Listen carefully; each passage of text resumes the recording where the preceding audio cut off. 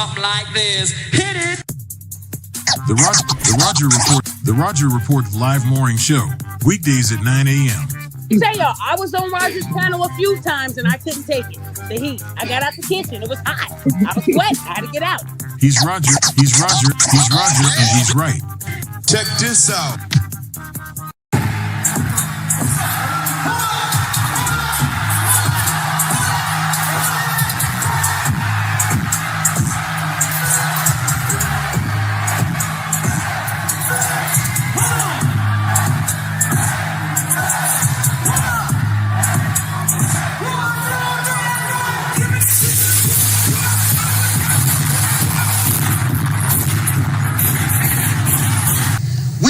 Agreement by which we can live or die. You choose. I have spoken to you a lot of times in hatred and anger, and you have not heard me. Well, you had better hear me today.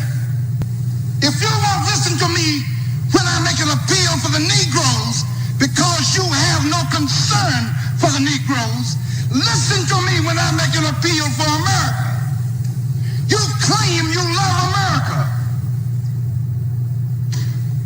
Well, we love America.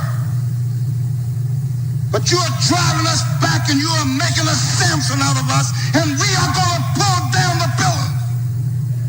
And then you think we have no right to ask for something? Is it too much to ask you to grant us human dignity? Should we be put down and shot to death for this request? If so, you can aim your guns. What the hell do you think we care about dying if you're going to deny us the right to live? Good morning, folks, and welcome to another edition of the Roger Report Live, the best show on social media. If you are new to the channel, go ahead and take a small moment to hit that like button, because this is where you're going to find the best content on social media, and you don't have to worry about it because you're going to have me right here to make sure that happens. And if you've already been coming to the channel for a while, then go ahead, hit that like button, because you already know what time it is, and you know that this is where you're going to get the best content on social media. It's not a mystery to you at this point. You've seen other people do it. You've seen other people do it well, but what you have not seen is anyone do it quite the way I do it. So make sure you hit that like button. And everyone, yes, everyone, take a moment out to share the content, y'all. Share the content. There are so many people who need to get great content like this, and it's just a small thing you can do to help the world be a better place. And isn't that what we want at the end of the day? Don't we want the world to be a better place? Of course we do. So share the content out. Share it through your social media. Share it through word of mouth, or even text someone's phone. But do what you've got to do to help spread the word. All right, folks, today we are going to be talking about a very interesting subject. We're going to be dealing with the men who should approach women and the men who shouldn't, y'all. Yes, the men who should approach women and the men who shouldn't, because approaching is turned into an issue for people, y'all. It's turned into an issue for people. I'm gonna do the best I can to help folk. I'm gonna do the best I can to help folk, because it is turning into an issue. And if I don't do something, who will? Okay. If I don't do something, who will? But before we go too far into this, I got to give credit where credit is due. I got to give a shout out to people who come through and make financial contributions to the channel, whether it's big or small. I've told y'all time and time again, I appreciate it all, and that is real talk. Okay, that is real talk. Anyone who looks to be a financial contributor, I appreciate them, because they are people who are believing in what we're doing over here. And it's hard to change the world, but day by day, we changing it, y'all. Day by day, we're changing it. And this is some of the evidence that you're changing the world. The people who decide to give a financial contribution to the channel. So thank you to these folks, because I can't do things the same way without y'all. It just is what it is. I cannot do things the same way without y'all. So shout out to Golden Child 325. He is the sponsor of today's stream. Appreciate you very much. Appreciate you big time. Thank you very much for what you do. And thank you to everyone who's ever contributed a financial contribution to the channel. It's all appreciated. And that's real talk, y'all. And before I get started, I want to give a couple shout outs to some of the first people to check in this morning, because when you start the show, it's always good to see a couple people checking in when you're about to get started. But y'all know how it goes over here. There can only be one. Okay. So shout out to the Highlander of today's stream. My main man, Bruce On Wayne, aka Dusty King, is in the building. Glad to have you here, my brother. Glad to have you here. Appreciate you big time. Appreciate you big time. Shout out to Inspired Truth Broadcast, who's also in the building. Great to have you. Great to have you. Shout out to the unofficial quality control guy, Chef Mike's Roundtable, is in the building as well. Good to have you here, my brother. Good to have you here. And thank you for all you do.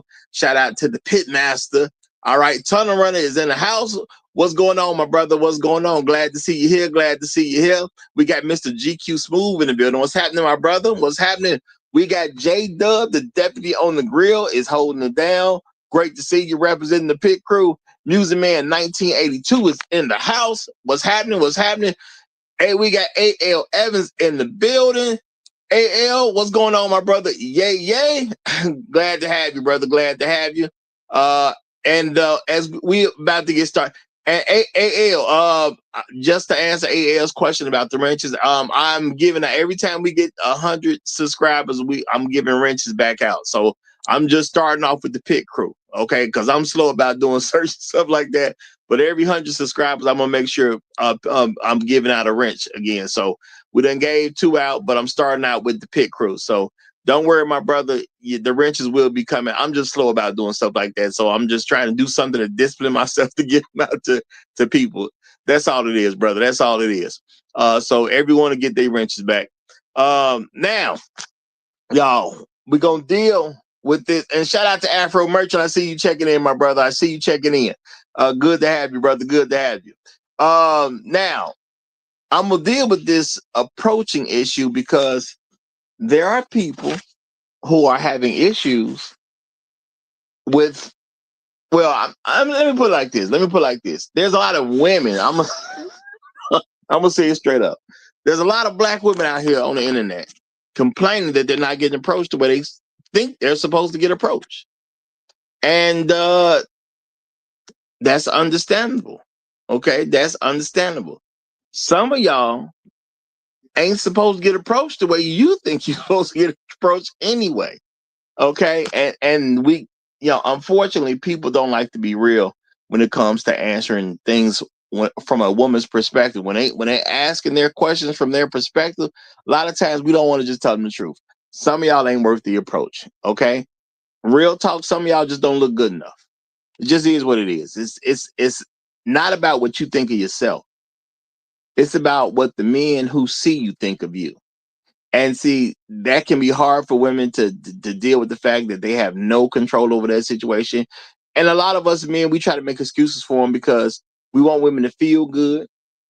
Okay. It is natural for us as men to try to avoid doing things to upset a woman, because just because of the off chance that sex could go down, just the off chance that it could go down, we don't want to say something that's going to put us in a bad position, even if the chick is fat or ugly. Let's keep it real, y'all. Even if the chick is fat or ugly, we don't like to do stuff that'll make it harder for us to get some, even if we don't necessarily see ourselves as pursuing that particular one. We don't necessarily want to do it.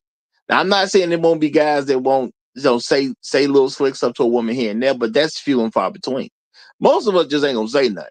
So there are women who see other women complaining that they're not being approached, and then they saying something about them not being approached, and they just not at the same level. Okay. It's levels to everything. So they're just not at the same level. Some women, truth be told, should simply just not talk about not being approached because you didn't get it or you didn't earn it like other women have. And sometimes other women get it from a God-given natural situation. Let's keep it real. There's just some women who are born and they don't have to work for it. They just look beautiful. They got great bodies, and it's going to be that way for them for a while. Some of them will lose it when they're older and their metabolism changes, but some of them just born that way. They born and they look better than a lot of other women. Just is what it is. They don't even have to work for it. It's just natural. They eat what they want to eat, do what they want to do, yet they just look better. So they're going to get approached more. And there's nothing wrong with that at the end of the day. Now, also, women, when they talk about being approached, you got to think about it. They categorize things in off ways and things that are not true. Because I told y'all before I was reading something that said women get approached over 1,000 times a year. And a lot of women don't count an approach because it's not done in person. Okay. When guys reach out to you over the internet, that's an approach. So there's women who complain that they're not getting approached, but even if a guy says something to you over the internet, that's an approach. If a guy, quote unquote, jumps into your DM, that's an approach. All right. It is what it is. She may not count it, but that is an approach. So there are some women who are getting more attention than others because some women are not really getting approached if it's not through the internet. And there are some women who've complained specifically, very specifically about not getting approached in person. And I can understand that. For some women, that's a validation issue because they want to be validated by men and they don't feel validated when they go outside if they walk around doing whatever it is that they do. And then the men don't approach them. Now, I understand some guys may say, well, you don't want to give women validation or whatever the case is. And I'm just going to tell you the truth, y'all. Some of the guys they've been beat down mentally, and black men are just showing more fear. Okay. We are not supposed to be afraid to approach women. All right. Now, back in the day, one of the ways that people met up with each other was, of course, friends and family. Okay. Your friends will recommend somebody to you, or your family member will recommend somebody. And let's keep it real. Way back, it would be family first. Your family would be how a lot of young ladies would meet men because the family could bring them men that they already approved of. Okay. And back in the day when, a lot of black women used to listen to their fathers on a regular basis, that would happen because, a guy would present it in some type of family type circle. Now, he may be a relative, he may not be a relative of somebody who is a relative to the father. Okay. That could happen, may not necessarily happen that way, but it could happen that way. But the thing is, the men would be already approved by the father. So it didn't really make no difference at the end of the day. He's already pre-approved. Now, the pre-approved folks, a lot of times that's going to work out. It just is what it is. A lot of times that's going to work out. And there's nothing wrong with that at the end of the day. Okay. What's a better way for a woman to meet a young man if it's not through a family member? Okay. Of course, that's the best way because it gets you past a lot of the nonsense that goes on. And then there's a thing about the men because men have respect for each other. They've always had the respect for each other. If you introduce me to, say, your sister, you introduce me to your cousin, you introduce me to your friend, as a man, I have to respect the other man that woman happens to be attached to. So there's an automatic respect factor there. You don't have to look for it. It's already built in. So, women say they get dogged, which some of them lying about it. Some of them could be telling the truth. But at the end of the day, if you met through some connection where a man respects another man, the man's not going to dog the woman out. That's part of protecting a woman. Now women do say they want to be protected, yet they don't want to do the things that got women protected, which is their own fault at the end of the day. If you want to be protected, you have to do the things that create the protection. Okay. Now, I'm going to just tell y'all, as time has went on, this is the thing that a lot of men haven't realized women do. Women do a whole lot to make sure that they're not connected to any where some man that they're interested in is not connected to anyone they know, because they want to do the judging for themselves. It's that simple at the end of the day. They want to do the judging for themselves. They want to make the decision for themselves. They don't want to listen to other people. They don't want to be influenced by other people. They don't want anyone else to have influence over the man that they're dealing with. So therefore, they like to get a guy who's very much disconnected from everybody they know. Hence the cold approach. Okay. Now, am I saying the cold approach is wrong? No, I'm not saying that. But the cold approach should also be in a place where you have some kind of, I guess, warm approach or whatever available to you as well. The cold approach by itself, is that going to be the best for women? Not really. Okay, not really, because women say yes to guys they shouldn't say yes to, as far as a lot of men are concerned. Now, if they're adults, that's on them at the end of the day. I personally don't have sympathy for women complaining about men that approach them, because this is how you wanted it to be. All right. As time has gone on, a lot of women have fought, so we don't have any real connection to the women that we approach, even when it came to people working together. A lot of times, because of when women got into the workforce, a byproduct of women entering the workforce was men would work with a woman. You see a woman somewhere around, and then you approach her. Okay, y'all work together. Now, if y'all work together, it's more likely that the man is going to be a little bit more respectful, because if there's problems, the whole job can hear about the problems. She got some friends on the job, you got some friends on the job, and men understood women gonna talk. Okay, men understood that women are going to talk. So you want to keep stuff, at a point where she's not gonna be reporting a lot of bad things about you. That was a normal thing that a man would consider. I'm not going to put myself in a position where she's going to say all this terrible stuff about me. I'm not going to make my own life harder for no reason. So things like that would happen. It kept a man somewhat in check, even if he wanted to be a quote unquote bad man. I can't really do it too dirty, because, if I spin her, she going to tell everybody at the office. She going to tell this girl, that girl, or whatever, and then stuff going to start getting around. Now, let's also keep it real about this. There are some women who like dealing with the guy who's talked about in a negative way at a work location. Okay.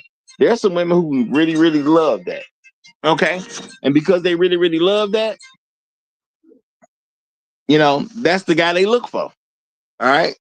Because if there are plenty of places where, if you actually know what's going on, it's certain guys that done tapped a little bit of everything at that work location.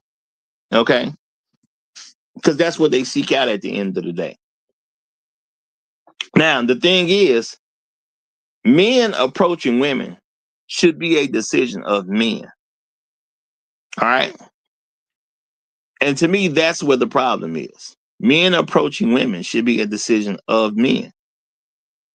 I think a lot of us done got put into the position where it ain't about the men no more. It's about the women. All right. Because let's think about it. Who should men approach? I mean, which men should approach women? All right. Which men should approach women? All of them. Let's keep it real. All of them. If you're a brother that's on the market, you approach what you want to at the end of the day. You don't worry about nothing from a woman's perspective. Now, shout out to Watch Get a Man Cave. He said, if you're not 6'3", don't approach. That's hilarious. That's hilarious. But I definitely understand where you're coming from. Now, this is the thing, y'all. Men, and I'm talking to as black. I'm talking to y'all as black men. Okay, as black men, we are supposed to control dating. All right, we are the leaders, y'all. We are supposed to control dating. A lot of men, we let go of control. All right, we let go of control. It's okay for you to control dating. It is okay. All right.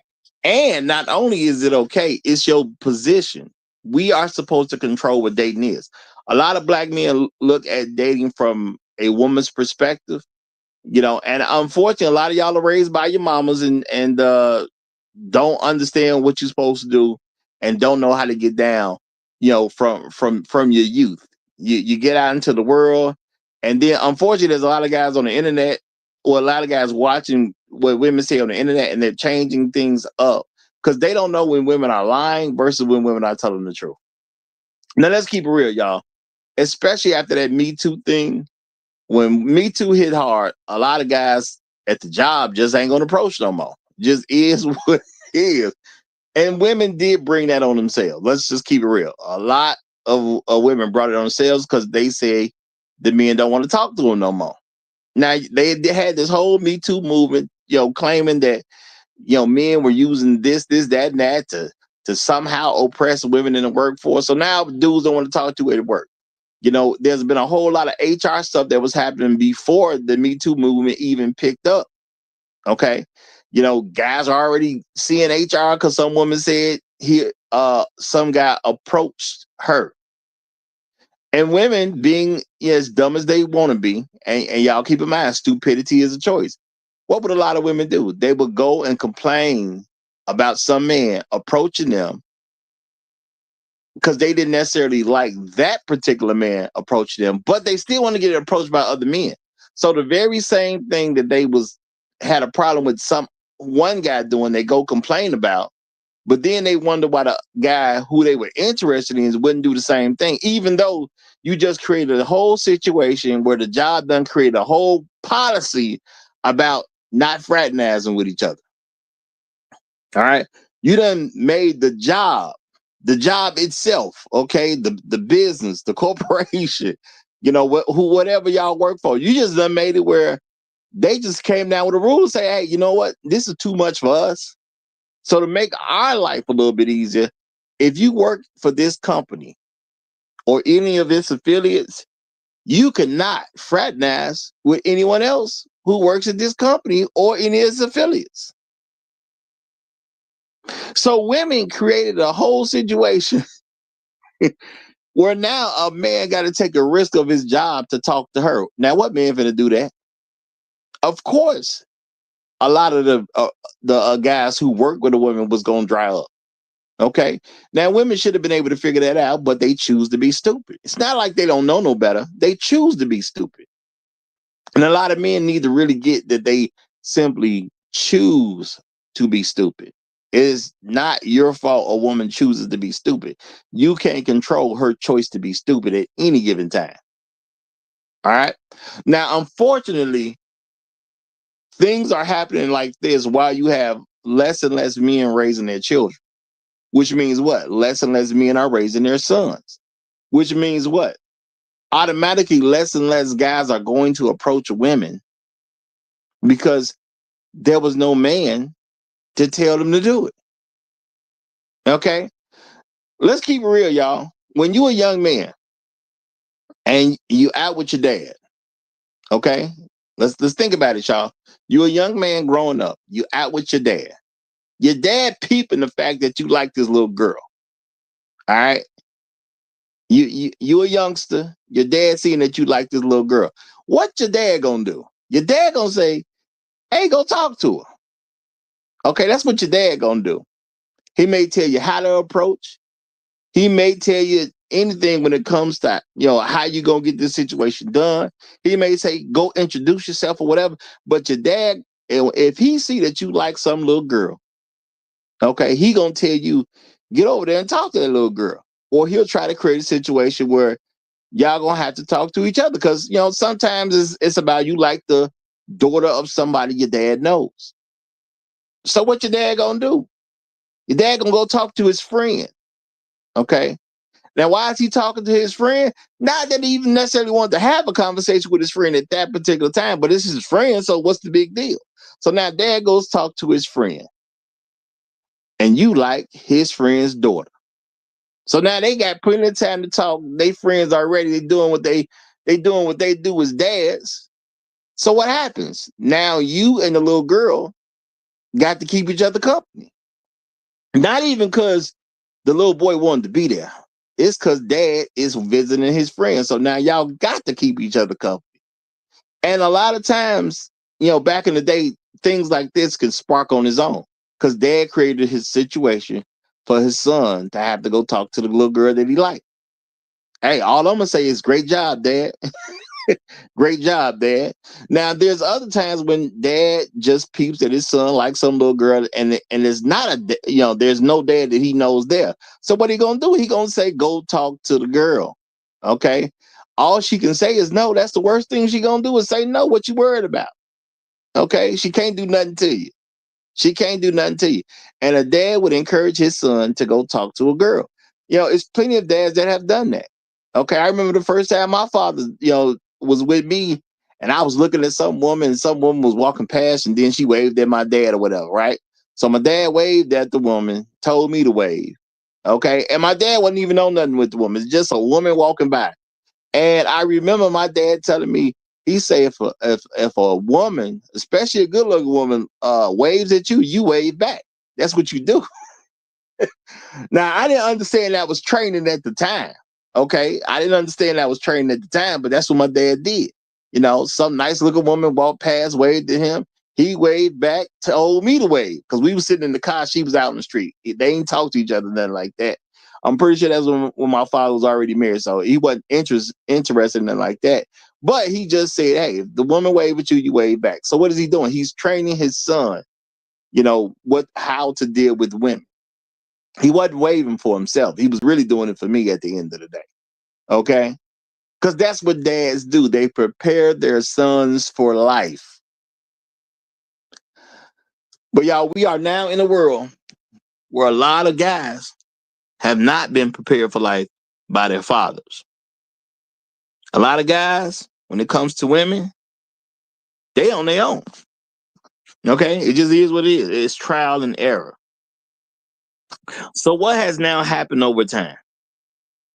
Over time, the men who are approaching online has increased.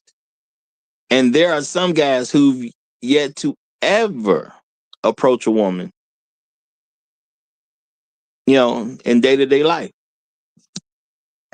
If they don't approach online, they ain't approaching.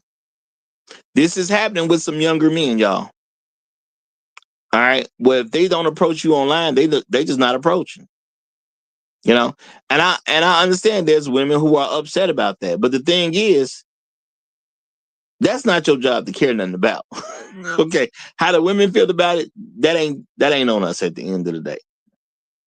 Some woman complain that she's not being approached the way she wants to. That's her problem to deal with.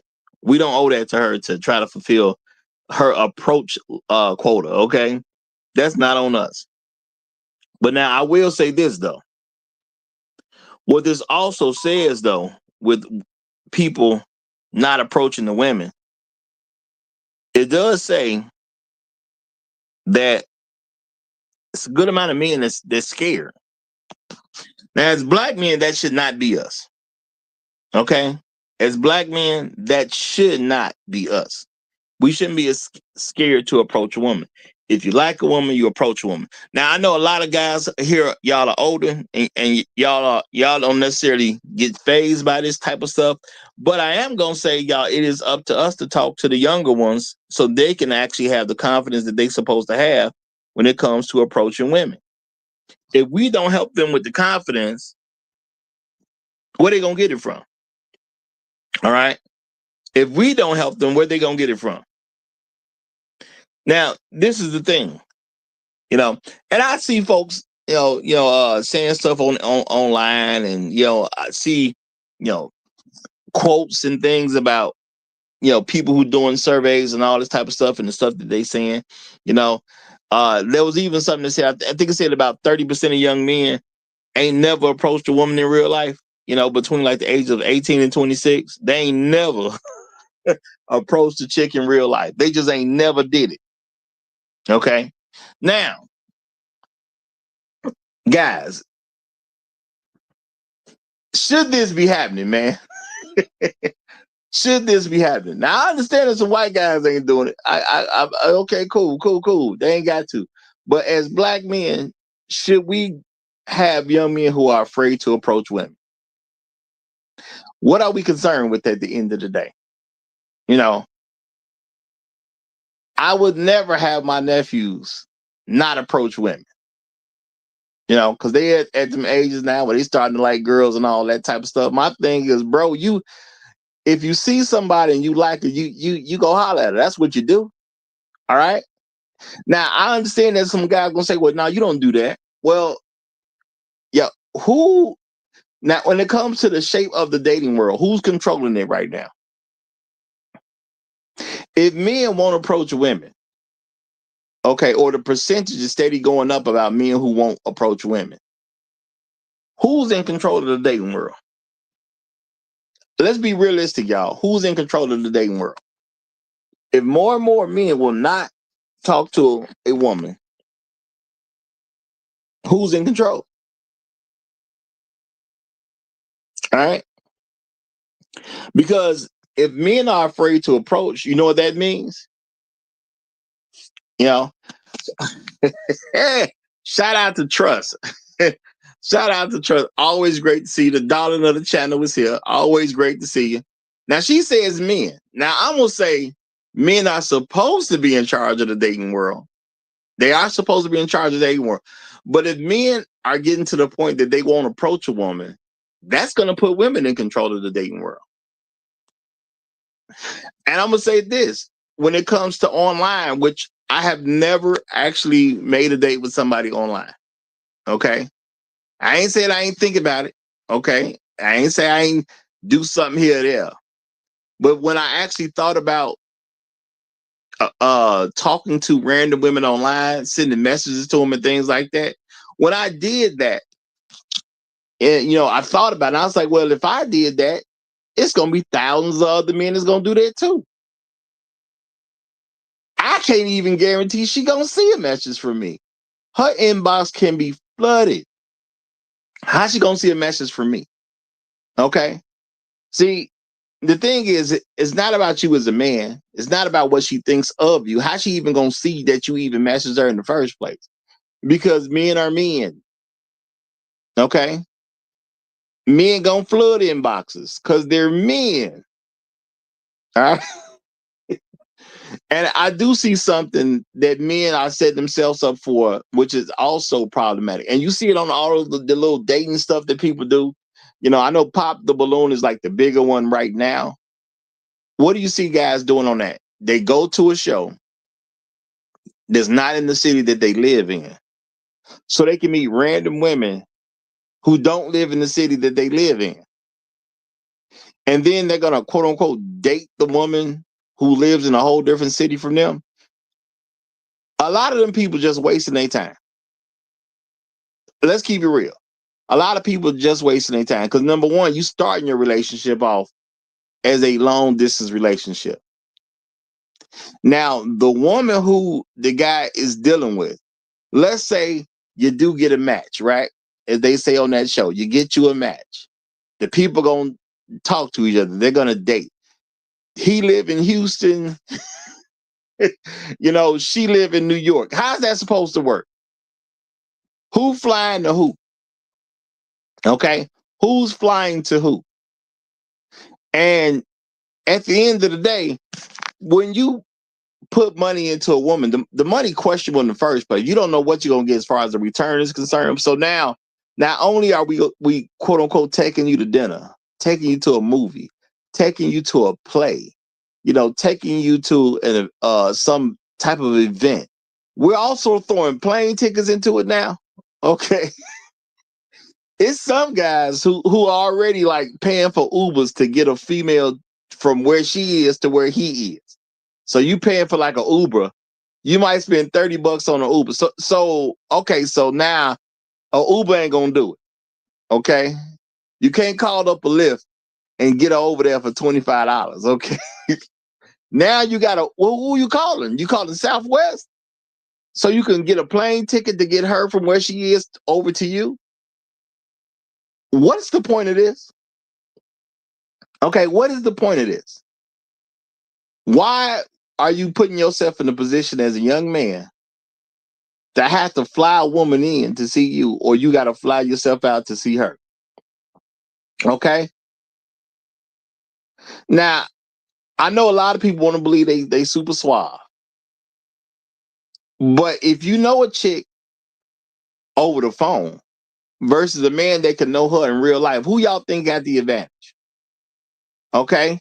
Let's say she really digging on you. If she's really digging on you, you know what women want to do when they really digging on a guy? They want to have sex with their guy. Okay.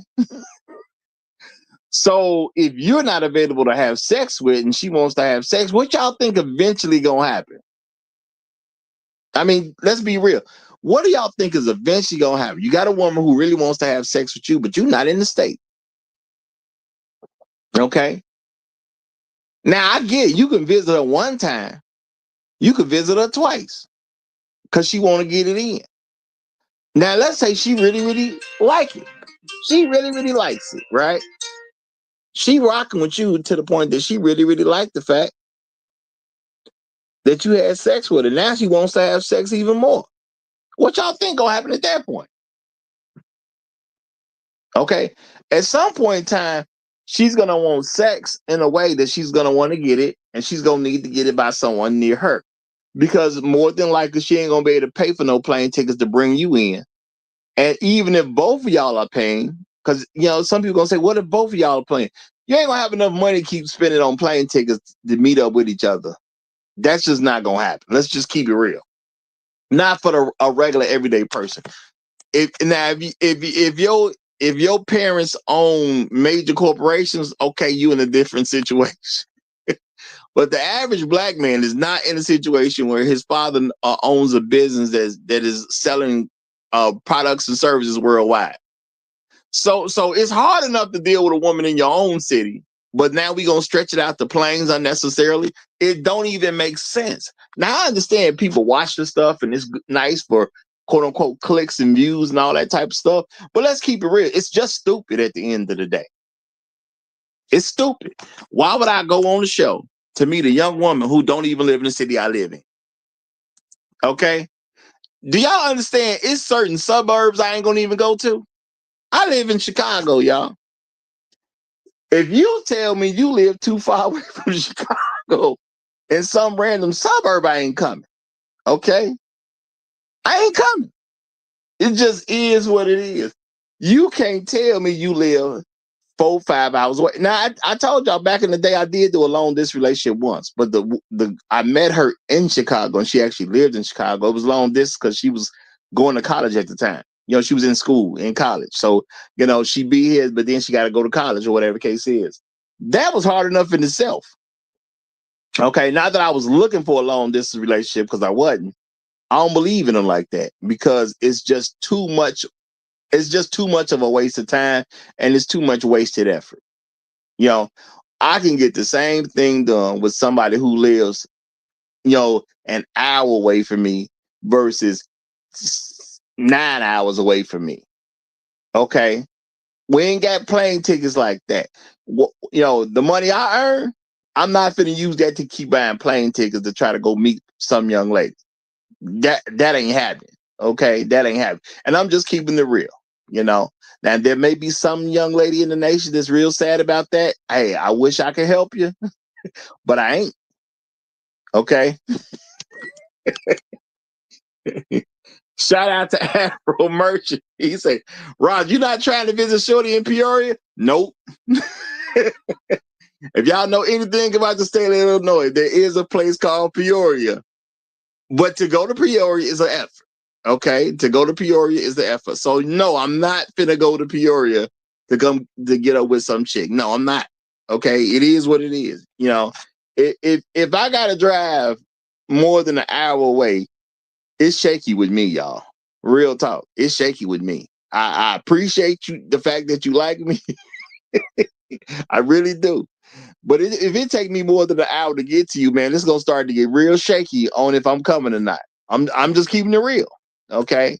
Now I know there has been men who driven long, long ways for some guaranteed action. I understand that happens. Okay, I've done it myself. Okay, for some guaranteed action. But me trying to form a relationship with somebody who, man, if I meet you and you tell me you live in Peoria, I just be like, okay, cool. You know, it was nice meeting you. That's it. I ain't gonna even pursue you no more at that particular time. Now I understand y'all, it's men trying to have these long distance relationships because their mom ain't told them no better. That's how you know their mom is trash at the end of the day. This is one of the indicators that your mom is trash. You over here trying to have a long distance relationship. You live in New York, she live in California, and your mama ain't told you, boy, what's wrong with you? You know how much it's gonna cost you to get from over here to over there to even get up with her like that? And y'all, I understand there people gonna make movies about somebody who had this long distance relationship and then they ended up getting married and everything was wonderful. That's a movie, dog. That's a movie. Okay. I'm not saying it can't happen in real life, but we gonna start acting like women now and just do stuff because it can happen. We supposed to be doing stuff based on probability. Okay, we are supposed to be doing stuff based on probability, and the probability that you're gonna find a woman who act better just because she lives in a different state is ridiculous. If you are in the United States of America, the women in one state act close enough like the women in another state. You're going to deal with some very similar issues. It may not be the exact same, but you're going to deal with some very similar issues. If you haven't noticed, it's men from every single state saying that there's a lot of women are problematic. And a lot of black people live somewhat together. We live in these, a lot of us live in these certain metropolitan areas. Y'all think these women ain't acting somewhat the same? And, do I really believe that the women in Chicago ain't acting somewhat like the women in Detroit? Let's make sense of it at the end of the day. So when you do this stuff, you are giving women control of dating, y'all. Okay, when you do not approach women, you are putting women in control of dating. All right. And if everybody has to revert to being online, okay, so now the women got you exactly where they want you. And this is the thing, y'all. Definitely get the likes up. Shout out to Compassion and Kindness. Y'all get the likes up, okay? Y'all know how y'all was back in the day. Y'all was shady with the likes. Let's not do that on this channel, y'all. Let's not be shady with the likes on this channel. Y'all like the video, okay? Y'all like it, all right? A lot of work getting done here. Y'all hit the like button, real talk, all right? And shout out to White Skin and Man Cave. He says women reject 80% of men online. Well, this is the thing, White Skin and Man Cave. That's going to happen because men be hitting up all kinds of folks. A woman can't say yes to everybody. So automatically she saying that women reject 80% of men online is actually a bad thing because that number should be way higher. Let's be realistic, y'all. Let's be realistic. And White Skin and Man Cave, I get why you said that. But I'm saying let's be realistic. If a woman is rejecting 80% of the men that say something to her online, her rejection is way too low. Think about that. You're talking about an online presence. Imagine just for a moment, y'all. Just imagine for a moment if you were a woman. Now you a man, so you know about men. Okay, you are a man, so you know about me. Imagine being a woman online and you're only rejecting 80% of the guys who say something to you. What is that woman? Okay, what's a woman that only rejects 80% of the men who come at her online? Because now, see, you're talking about online. You ain't making no big effort online. You're just typing, basically. You're sending messages to a woman online, and she's only rejected 80% of them. See, I get why you said it. Well, she's rejecting all the men online. She's rejected 80%.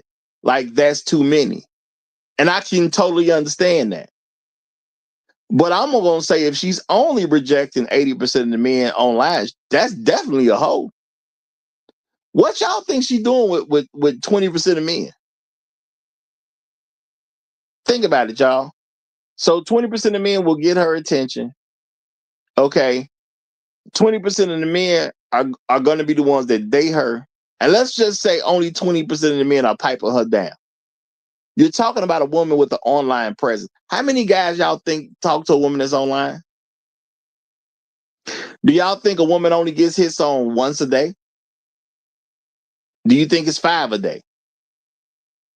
Do you think it's 100 a day? Okay.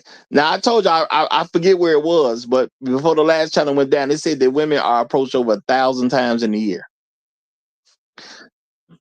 Now it was like a couple hundred more than 1,000. I just don't remember what it was, but it was over 1,000 times in a year, y'all. Okay, so let's say a woman get hit on just 1,000, but she only deals with 80% of the 1,000. Okay, she only deals with 80% of the 1,000. Okay, so we gonna remove 800 men off the table.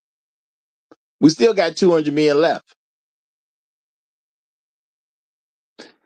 What's a woman doing with 200 men for the year? Because this is just for the year now. What's she doing with those 200 men?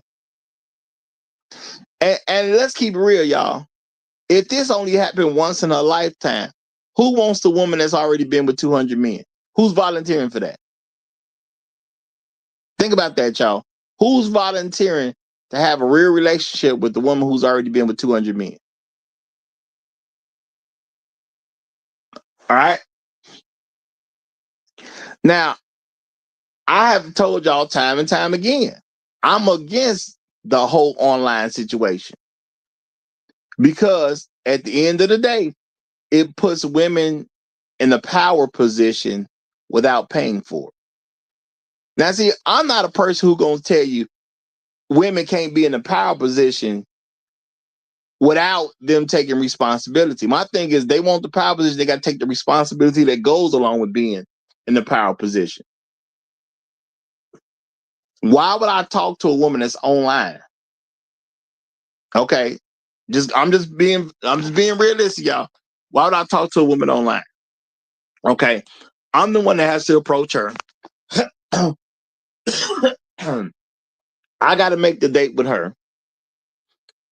Because I'm a man, I'm expected to pay for the date. I'm supposed to impress her. That's the way people see it. When I'm the person paying, and guess what? I wasn't raised to see the world that way. All right, the way I was raised, you pay the cost to be the boss. Now, the people who was blessed enough to see some of the shows I've done in the past on my other channels, what have I told y'all that what's gonna happen if I go on a date? The only thing that happens for sure if I go on a date is I'm gonna have a good time. That's the only guarantee that I give anybody when I go on a date. And this is the thing. We don't date just anybody.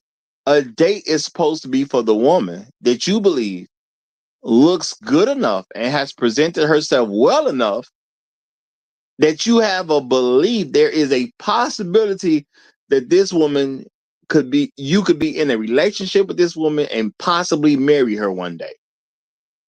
That's who the date is for. But a lot of men, because we've been raised by hoes, and I'm not saying you got to, say something slick to your mama. I'm just trying to get a real perspective, y'all. A lot of us been raised by hoes. So they told us to do what sounds good to hoes. If you're going to take a woman on a date, that should be a woman that you can say there's a possibility of us getting married one day. If you cannot say that about the woman, you shouldn't be going on a date with her in the first place. And I understand a lot of you guys will fold because you're so concerned with trying to get some pussy at the moment that you don't do what's good for yourself and your own people. Dating should be beyond pussy at the moment. If it's about pussy at the moment, don't go on no date.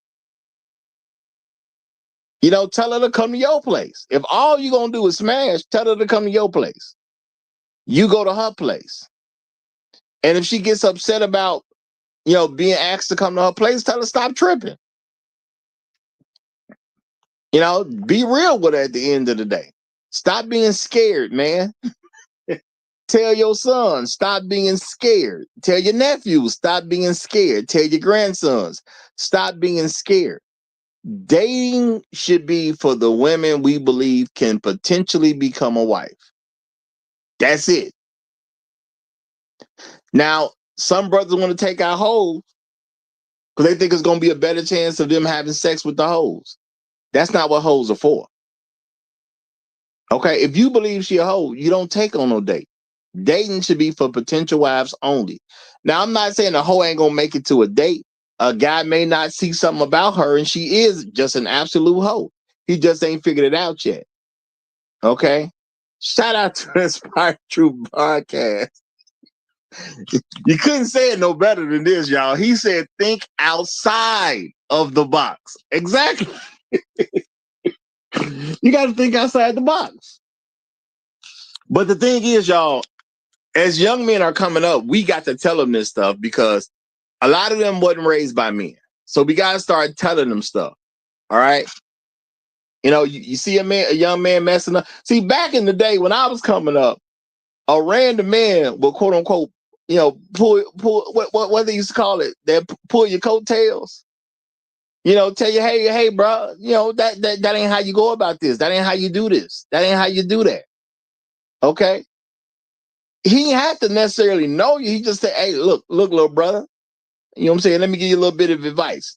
You know, now I'm going to tell you a good word. If you use advice, you use it. If you don't use it, that's on you at the end of the day. But let me at least tell it to you. Okay? Let me at least tell it to you. Okay? Oh, man. My bad. I was looking for you earlier, brother. My bad. Y'all, my apologies. I had AL in the back, and I looked for him. I didn't see him for a while. You know, when I about the half hour mark, I was trying to pull you up, brother. I didn't see. I thought you had left. My apologies, brother. My apologies. I didn't mean to have you back there that long. So Negro, let me. I ain't been nowhere. You just been diarrhea of the map the whole first hour.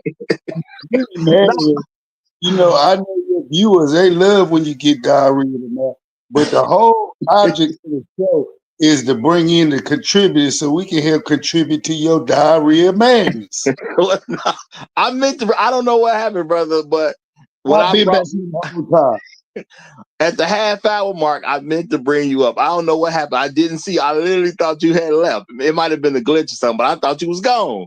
My apologies, man. My apologies. My apologies. This is real talk. But since you are here, let me give you the flow right now. You got it, brother. I swear, dealing with black people, boy, I tell you, stay on CP, long-winded, you know. Hey, you know what you love to say at the end of the show. You Roger, you right. So, well, I was wrong for keeping you back there that long. My bad. You know, I ain't perfect. I ain't perfect, y'all. I ain't perfect. I know, and I know you the nigga like a broken down stepchild. You know, redhead. Nah, I ain't gonna do you like that. Not deliberately. You do got a good subject at hand today, and it does make sense, and it is relevant.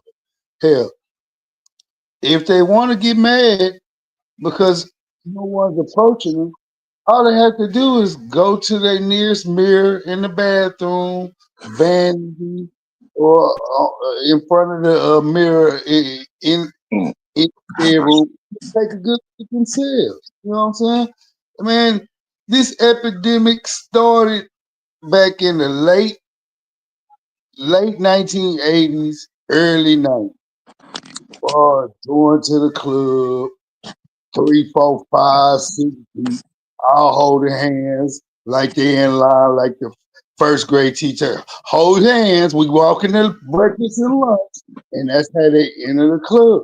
And they always got that standoffish look, you know, they all huddled up, kikiing and going on. Like I said, I mean, I'm Gen X.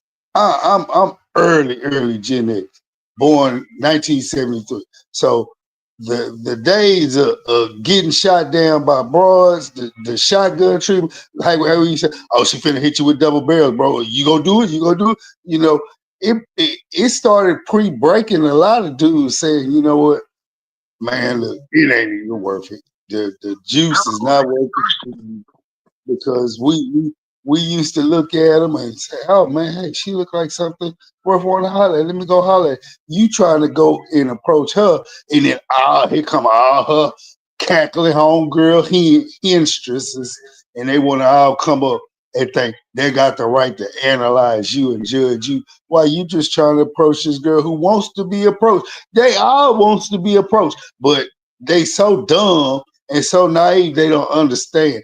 By having your cock blocking friends there on dialed on 9,000 with hate mode, you know, they up there, girl, I wouldn't look at this, that, third. You want to judge when you just as broke as I am.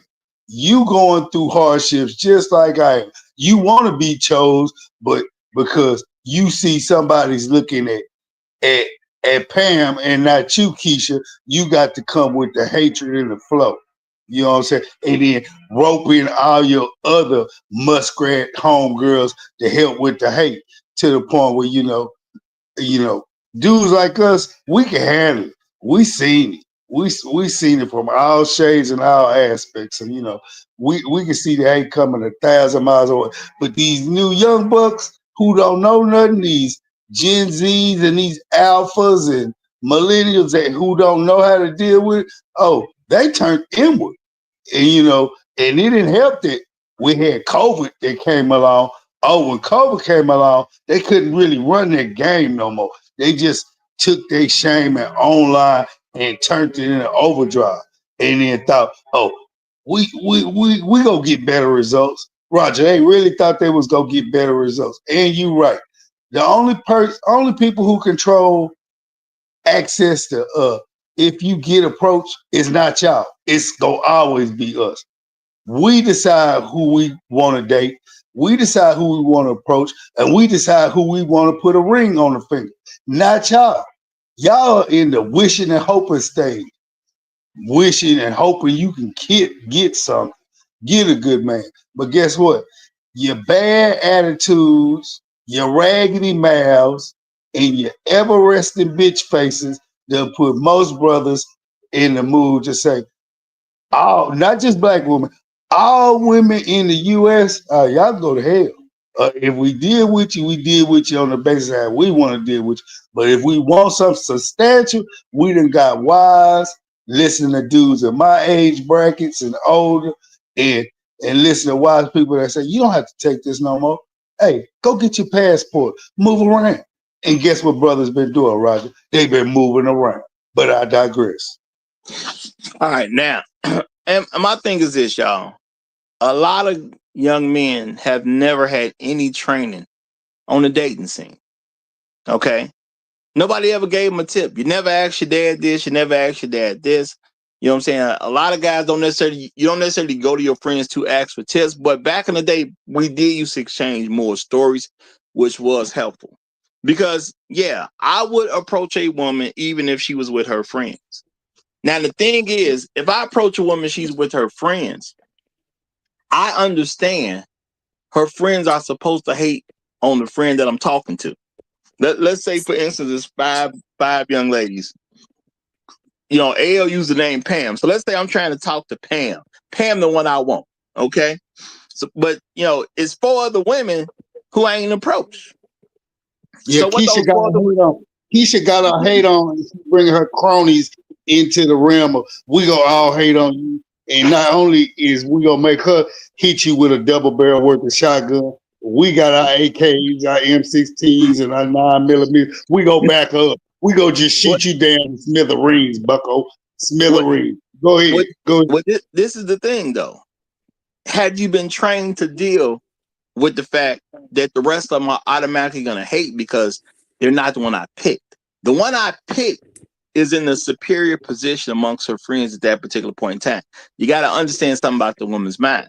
So I get the other four are a little salty that they just weren't. And a lot of guys don't get it. It ain't about you at the end of the day. It's not whether they like you or not. It's about the fact that Pam got chose and if the other four did not get chose, and they were standing there right there with Pam. So that puts Pam as the superior to them. It's about what they think. Now, when they start hating, if you don't say something like, "Look, Pam, I don't know. You want to. Let's step away from them for a minute because when it comes down to it, I understand your friends gonna hate on the fact that I hollered at you instead of them. You know what I'm saying? And I can't control that, right? You know what I'm saying? No, I didn't try to holler at everybody. I tried to holler at you because I think you the one that looks better. I think you the one that there's a better potential with. I'm gonna praise Pam right there in front of her friends because they're hating. And I'm gonna say, Pam, well, let's just step away because your friends gonna have to hate on you because I didn't pick them at the end of the day. But since you the one I'm after, you know, we can't really have a real conversation while your friends have to hate. You know what I'm saying? Now you can take it in that way, or there's always the it's dick for everybody. Look, if y'all if y'all trying to get smashed too, y'all going. I'm cool with that, but Pam gonna have to let me cool with it. You see what I'm saying? Now you can take it in that way too. I smash everybody, but Pam got to be cool with it first because that's the one I approach. So what I automatically do is put women in a position where they understand that they are in a subordinate position to me. Their words do not affect me. They don't mean anything. And the best I can figure out is they must like me too because you're giving me unwarranted attention because I came over here to talk to Pam. So if I came to talk to Pam, why you giving me so much attention right now? Unless you like me. I get it. You like me. That's why you give me all this unsolicited attention while I'm trying to literally talk to somebody who's supposed to be your friend. So at the end of the day, I'm going to ask for her friends to stop hating on her. You see what I'm saying? And I'm going to ask Pam to acknowledge the fact that her friends are hating on her at the end of the day. Because that's what it comes out to at the end of the day. You're not hating on me because you don't know me. You hating on Pam because Pam is the one who might get lucky right now. You know, but if you don't bring that to the table, it ain't something they have to confront. But that's called years of experience, and people advise me on how to make certain moves when a situation comes up. A lot of young men don't have that because we haven't told them. And they wasn't raised with their daddy. Their uncle didn't tell them because their uncle don't spend that kind of time around them because their uncle got their own life to live, their own family to deal with if they got a family. So they're not getting all the stuff that we used to get when we were younger. And my thing is we got to make sure that men are in control of the dating world. Dating should be the woman if you don't see her as a potential wife, she should not be going on a date with you. I understand women will complain about men not taking them out. Who cares? You're not paying for it. If she want to go out, she can pay for it. If you see her as a hoe and that's it, and she want to go, she can pay for it. Just go with her. But go where she's willing to pay for, and don't complain. That's all. Go where she's willing to pay for it and don't complain. Other than that, there ain't no dating. If you don't see her as a potential wife, there's no reason to take a woman out on a date who you don't see as a potential wife. And if you do anything other than that, then you got to tell me as a man, why are you doing that? See, I don't believe you're supposed to criticize a bunch of other men, but from man to man, I do want to understand why you're gonna take a woman out that you don't see as a potential wife. Because that's something I ain't never did. If I don't see myself at least having a chance to make you a wife, we ain't going on no dates. It just ain't happening. It is what it is. But Emperor Dessalines has come up, so let me go ahead and let him have the mic. Go ahead, Emperor. How you doing? Well, right here. Look to the chat. Look to J Dub. How you been, Roger? Doing fantastic, bro. I'm too swift on my toes to be caught up with these hoes. Yeah. Me, I think not too close women. I'm experiencing what I would refer to as Western women fatigue. I'm tired of the old. Did you hear this? Yo, he's something from Western women for peace. Oh shit! God damn it, boy. Hey, my condolences, bro. My condolences. Yeah. I'm tired of them. I'm tired of this, Grandpa. Well, it's too damn bad. Uh, uh, not to say that if they talk to me, I will not respond, but I don't go out of my way to approach them at all. I don't think it's worth it. I know how to, but then I have to remind myself that I'm going to approach this woman, risk my mental sanity, risk my money, and all that, just so that I can take care of her. In my mind, if I'm giving them all that, they should be the one approaching me. They need me. I don't need them. Like I always say, I can cook for myself, I can clean, I can do everything all by myself. Like I would always say, I'm a strong, independent man. I don't need no woman. A woman needs me. So it's up to them now to learn how to approach men. Because for me, I don't see the value of dealing with them. Like I said, I'm experiencing Western women fatigue. I'm tired of them. Okay?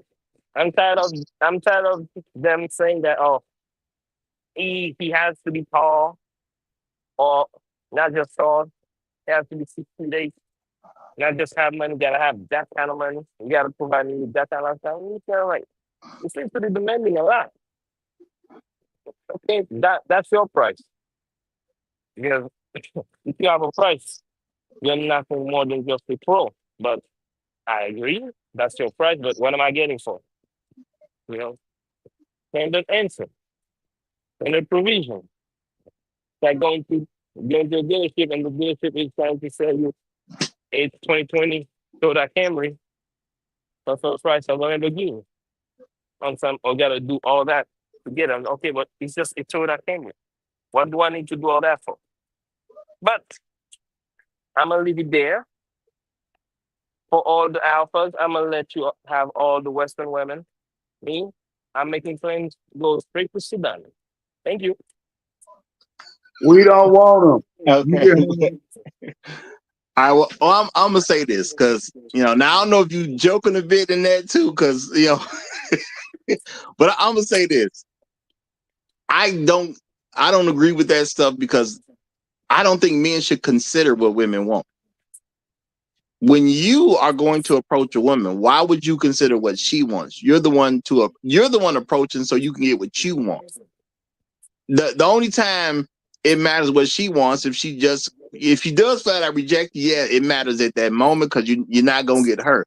But at the end of the day, I want what I want. So no, I'm gonna go after what I want because I'm a man. And ain't that what men do?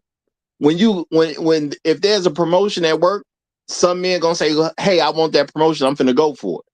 Some men gonna say, I don't really want that promotion, so I'm gonna keep on doing what I've been doing. Men go after what they want. And why would you want to put women in a power position? And I know a lot of guys haven't thought about this. If you allow women to start approaching you, you're putting them in the power position. Why would I want to do that as a man? If you're going to be in the power position, you should be able to deal with all the responsibility that comes with being in the power position. See, I approach a woman. If I like the woman, she stays. If I don't like the woman, she goes. And this is where a lot of black men do mess up because we don't get rid of women that we've already decided we're not going to be with for a lifetime. Now, that's never been an issue for me. If I like her, I like her. If she shows me she's not what I need as far as my future is concerned, I do get rid of her because I am in the power position. And the reality is she's not going to take care of me. I understand it's nice for people to say, we're supposed to look out for each other and all that type of stuff. But I understand that there's an actual reality of a world I actually have to live in where this woman is not going to take care of me. She will help me in some ways if she's a good woman, but she ain't going to take care of me. If I'm busted and disgusted, I'm just busted and disgusted. Women are not going to take care of me. They're not going to take me from being busted and disgusted and living to me living well. That's not going to happen. And I know that's not going to happen because there's a lot of men who've played that game, and so far 100% of them done lost it. Yes, there's women with more money than men who will mess with them for a while, and then when they have an emotional outburst, they just kick the man out, and that's it, and that's all she wrote. So it ain't working for men to not be in a power position. Now, I'm not saying a woman won't leave when you are in the power position, because she has a right to leave and she can, but so what? At the end of the day, you still can be good if you play your cards right. Okay, you still can be good if you play your cards right. I'm going to be in the power position because I'm a man. Okay, your job is to help me. My job is not to help you. I'm not saying I won't help a woman. I'm automatically going to help a woman if she's mine. But at the end of the day, she's going to understand she's coming into my world. I'm not going into hers. And I do understand a lot of men don't know that. And I can tell by people's friendship circles. Now, let me tell y'all what I've noticed about folks' friendship circles. Friendship circles used to revolve around men. I know a guy, he know a guy, the other guy knows a guy. And guess what our women had to do? Our women had to become friends with each other because they were around where the men were taking them. Now, what's changing nowadays? Nowadays, you have women with friendship circles, and the men are going along with the woman's friendship circles, and now the men are knowing each other from different women. So women are taking on a power position, yet they don't have to pay the cost of being in the power position because the men are just letting them do it. That must be them millennials, alphas, and Z you talking about. The extras on back, we don't get down like that. I'm just saying the world is changing. I'm just saying the world is changing. And I'm gonna say the internet thing is a big reason for it, because a lot of men the approach is going to be through the internet, which are you already making stuff harder on yourself, because if you live in a city and you going on the internet and you picking a woman who don't live in that city, you just made having a relationship with that woman just harder than it needs to be. What's the big deal?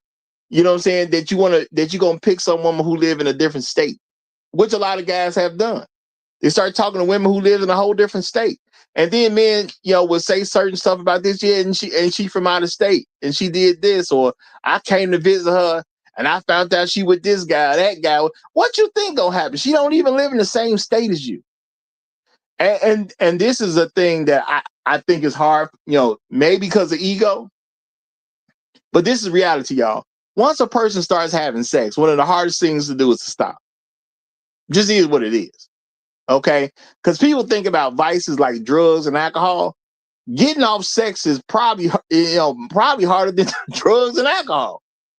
Once you start having sex, you pretty much gonna keep doing it. Okay? Now, I ain't saying you ain't gonna turn into an old person one day and you're gonna be done had your last round. If you live long enough, that's probably going to happen. If you live long enough. But y'all, even at the nursing homes, they be getting down. Diseases are passing around older people. So that tells me even old people is out there having sex. So at the end of the day, why would I make my job more difficult to date somebody who, for example, lives in LA? I don't want to date no LA woman. I've told y'all before, I met this fine woman, and things could have worked out between us, but she told me, like a month or two, she was leaving to go move to New York. I didn't see no point in pursuing at that particular point. She said she wanted to be an actor or something. Okay, cool. Well, if you're going to be an actor, I'm not going to stay attached to you when you move to New York. I just told her straight up. Now, if you just want to bust down while you're still here in the Chicago area, we can do that. But once you get on that flight and go to New York, it's over. It's a wrap. And, I'm not going to say she liked the fact that I told her that. I think she could appreciate it, but, over time, but she didn't like that I told her that. But I told her, just real talk, if you're going to New York, I'm good with that, but I'm not going to mess with you while you're in New York trying to be an actor. It ain't that important to me. You're not that important to me. And that's just the absolute truth. It's not to be mean. I'm just telling her what the truth is. The truth is, if you live in another state, you don't count. That's just what it is. I didn't even know her. So why would I start trying to establish some relationship with a woman who just told me she's finna move to New York in like 2 months? I don't care enough to be with you once you go to New York. You know, possibly if we already had a relationship and then she ends up moving to New York, maybe we was together for a while or something. Maybe I look at it a whole different way. But I just met you and you telling me you about to move to New York. So you can bust it up open for me until you leave if that's what we want to do. I'm not going to pursue anything with you once you get to New York. That's dead. You know, and then you want to be an actor. Ain't no telling who you're going to have to bust it open for when you get there. And my thing is, I don't need you lying to me about, what you're doing and all that type of stuff. I don't care enough for you to be lying. Just tell me the truth. If you're going to get there and you got to bust it open to get a role, it is what it is. You know what I'm saying? And a lot of times you're going to bust it open and a role ain't going to even be there because I understand how women do because of hope. Okay? A lot of women going to bust it open because they hope you might be someone one day, even though you ain't really did nothing. So a lot of women is out there busting open for hope. So the thing is, men are supposed to be in control. And I think men have to be comfortable being in charge. I think that's a serious issue for Black men. Are we comfortable with the ideal of being in charge of dating? Because we supposed to be in charge, but are we comfortable with that idea? And I'm going to say that a lot of us are not comfortable with that idea because we ask women where they want to go. Why are you asking a woman where she wants to go for a date? You're the person that's in charge. You ask a woman out, you figure out where you want to go, and you take her with you. If a woman says to you, well, if you ask a woman out and she said, well, where are we going to go? Where we going to go means I'm not trying to date you. A lot of guys don't want to necessarily accept that because you have an ego. Where are we going is telling me that me being able to date you is dependent upon how much money I'm going to spend. It's dependent upon where you want to be seen. Do you want to go to this particular event or not? You're factoring a bunch of other stuff in that ain't got nothing to do with me. That's why you ask me where are we going? Because if I ask you out, you either saying yes or you saying no. I've literally asked women when they say, well, where we going to go? I say, what does it matter? And they look at me with this stupid look on their face. And I'd be like, what does it matter? I asked you out. If you want to go out with me, what does it matter where we going? You either want to go or you don't. And I had a couple women that was a little bit more clever. They did say something about, well, I need to know how to dress. Well, I'll tell you how to dress when the date comes up. I'll figure out where we going. I just literally asked you. Why would I know where we going already? I just asked you. Okay. I didn't even know you 5 minutes ago. You know what I'm saying? So how am I going to tell you where we going already? That don't even make sense. The question don't even make sense. Now, when I figure out where I'm going to take you, then I'll just tell you how to dress. And see, but then women will balk at that because now they don't want to be told how to dress because they don't know what's going on because it ain't about me at the end of the day. And that's something men got to accept. If she has an issue with where she's going, that's because she don't want to go with you.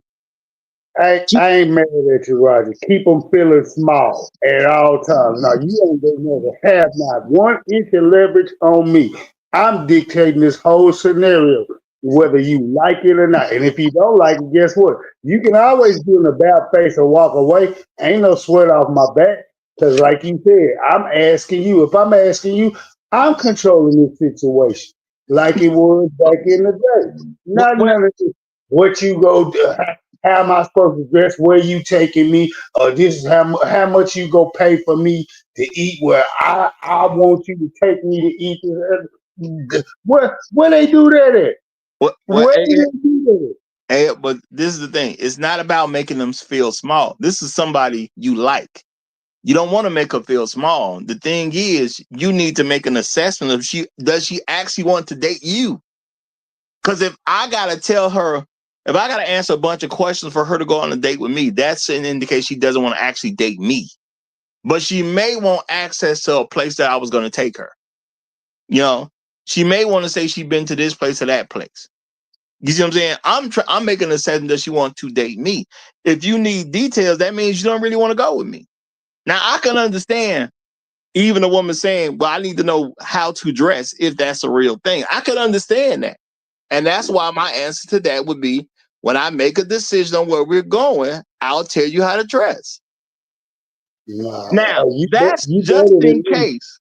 You Well, I'm just better saying, than me. well, I'm saying, I'm like, hold on, real quick. clothes, This is put just in on case the woman was actually being sincere, which I doubt. Any woman who's making an issue about how she's going to dress, I don't believe they being sincere. But just in case they are being sincere, that's why I would say, when I decide where I'm going to take us, I'll let you know how to dress. Because if it was about the clothes, yes, I can resolve the clothing issue. I don't believe women doing that out of sincerity, but just in case she is. Go ahead, brother. Nah, you got it. I'm just saying. I'm like, I'll tell them in a minute. What am I? How am I supposed to dress? Put on some clothes. Put on something that covers your shoulders, covers your thighs, and at least below your knee, above your, right below your kneecaps. Something. Be presentable. If you can't do that, that's too well. That's too broad. I need you to narrow it down. No. You don't get to come out on no first day with me looking like you something out of Victoria's Secret catalog. Oh no, I ain't having it. If I put on clothes to come out with you, you gonna put on some clothes to come out with me. Clothes. Now I'm gonna say shout out to Serious Rod. He said, tell her the date would be in your house. Look, that's for the hoes, y'all.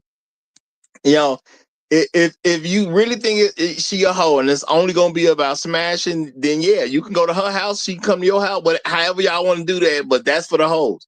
You don't take hoes on dates. That's the thing, y'all. You don't take hoes on dates. Okay, shout out to Serious Rod. He said, tell her to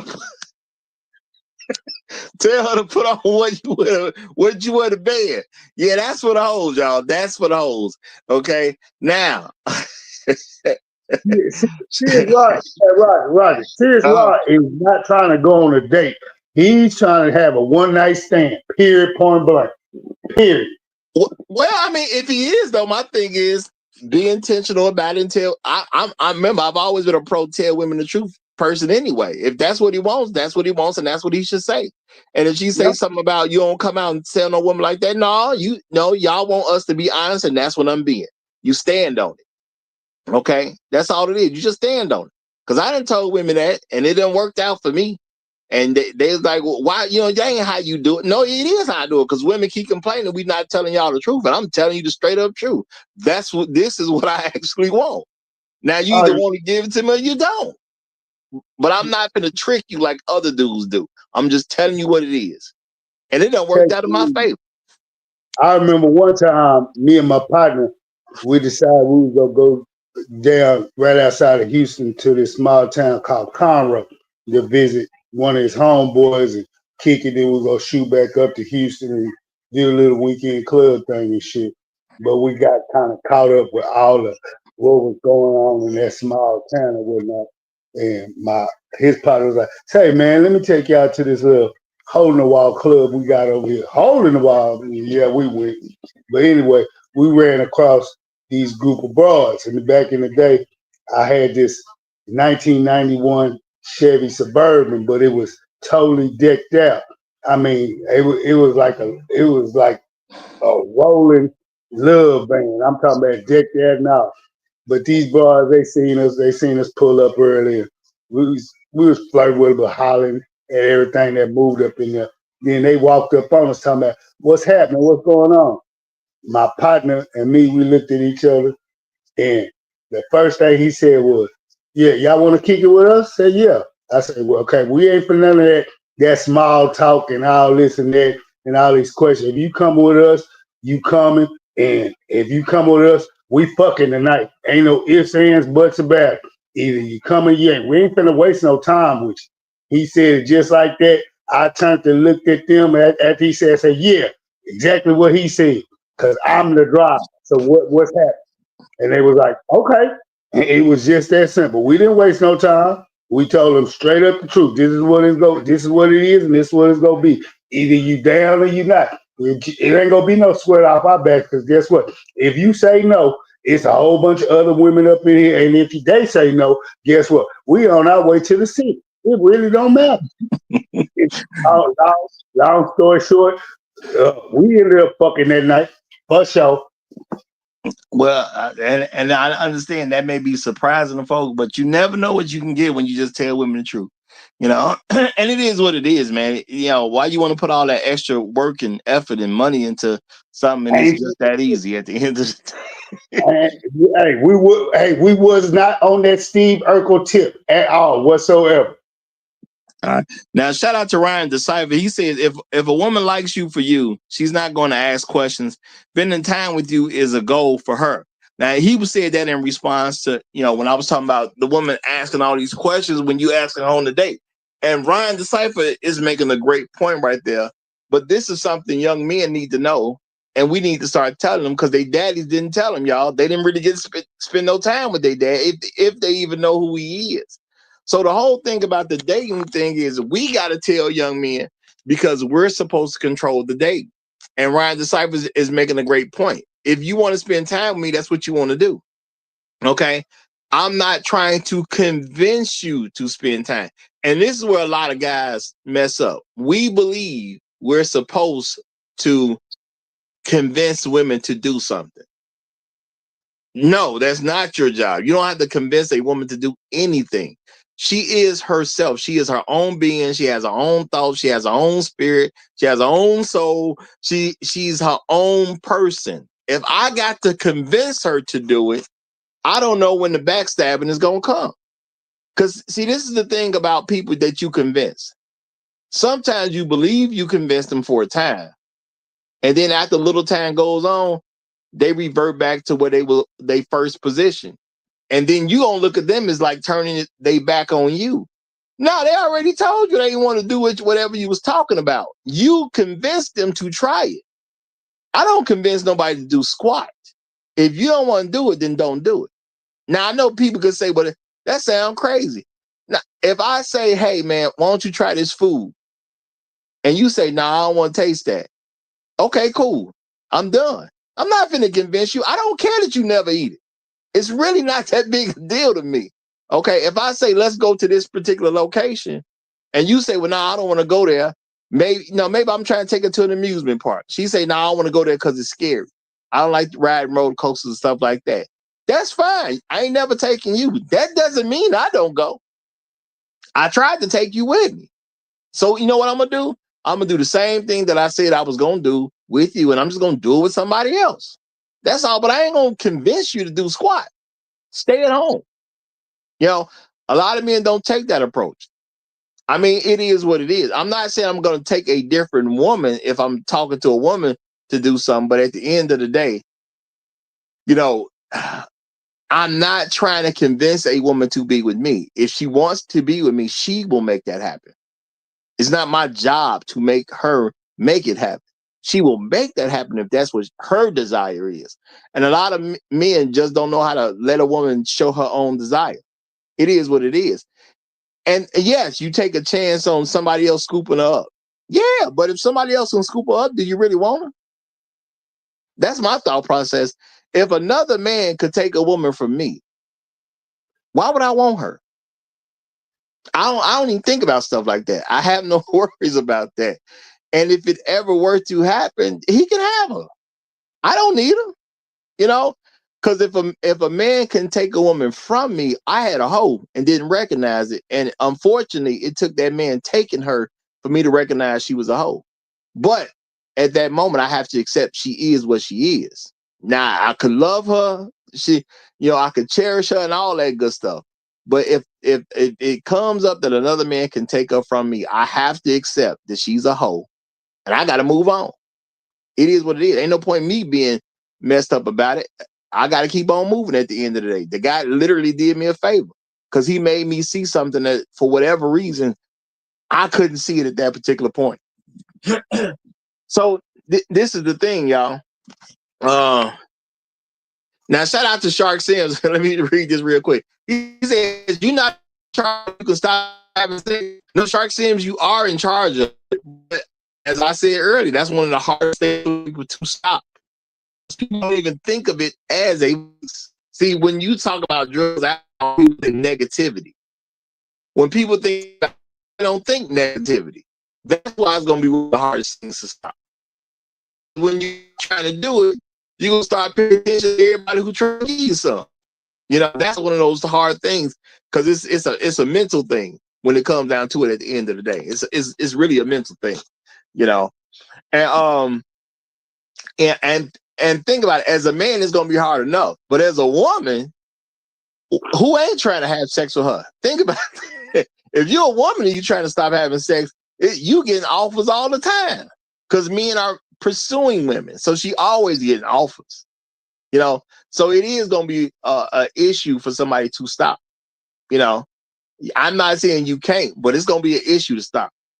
And me personally, any woman who's having sex, I don't even accept that she stopped. You might as well keep that to yourself. The only thing I know is you out here, okay? And it is what it is, okay? And the best I can say is you got to stop being a hoe for me. That's the best I can say, because once you done had sex, you know, I don't know if you having sex as a quote unquote good girl or you just a hoe, because I can't tell. All I know is you ain't no virgin. So that's what I'm gonna act like. I'm gonna act like you're not a virgin. It is what it is at that point. There's only one line to cross from virginity to non-virginity. And if you've already crossed that line, you just amongst the people that have already crossed that line. It is what it is. You know, I ain't worried about your feelings on the situation.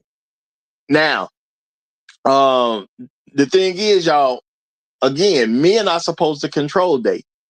Women have scared men to the point that they only want to say something to a woman online. Now, what does that do for a woman? It gives her every single advantage. Real talk, gives her every single advantage. Because you can meet a person, you can be charming and she can like your attitude or whatever the case is. She can like how you move. She can like how you deal with stuff and all that type of stuff. And you got a chance of getting what you wanted. If it's online, all that stuff is dead. You can't talk sweet nothings in her ear if you're online. The only thing you can do is type out words. So everything about who you are as a person ain't gonna really even be expressed when you're online. Now you can say something about what you did, you can say something about what you own, but who you are as a person is not gonna really come through online because there's no way for it to come online. Okay, so now I'm not saying you ain't gonna ever talk to her on the phone or ever FaceTime or whatever the case is, but you literally just did a whole bunch of work to get to what you would have to do if you just met on the street. You gotta work to FaceTime a person, which if you just met on the street, you was already face to face. But you know what else happens if I just meet on the street? Then I know she's in the vicinity at some point. Now, possibly she is a tourist. I understand that. But if she tell me she's just visiting the city, then I know how to take that at the end of the day. But if I meet her on the street, there's a good chance that she lives in a vicinity close enough that I'm willing to actually go get her. If I talk to a random woman online, the average woman lives too far away from me to care about her. That's reality. Okay? You talk to a woman online, the chance of her being from your actual city is next to none. You would have to specifically go to a place where it's designed to do that. So why do it in the first place? If I meet you, I meet you. If I don't, I don't. There's plenty of women in the places that I happen to be. Okay?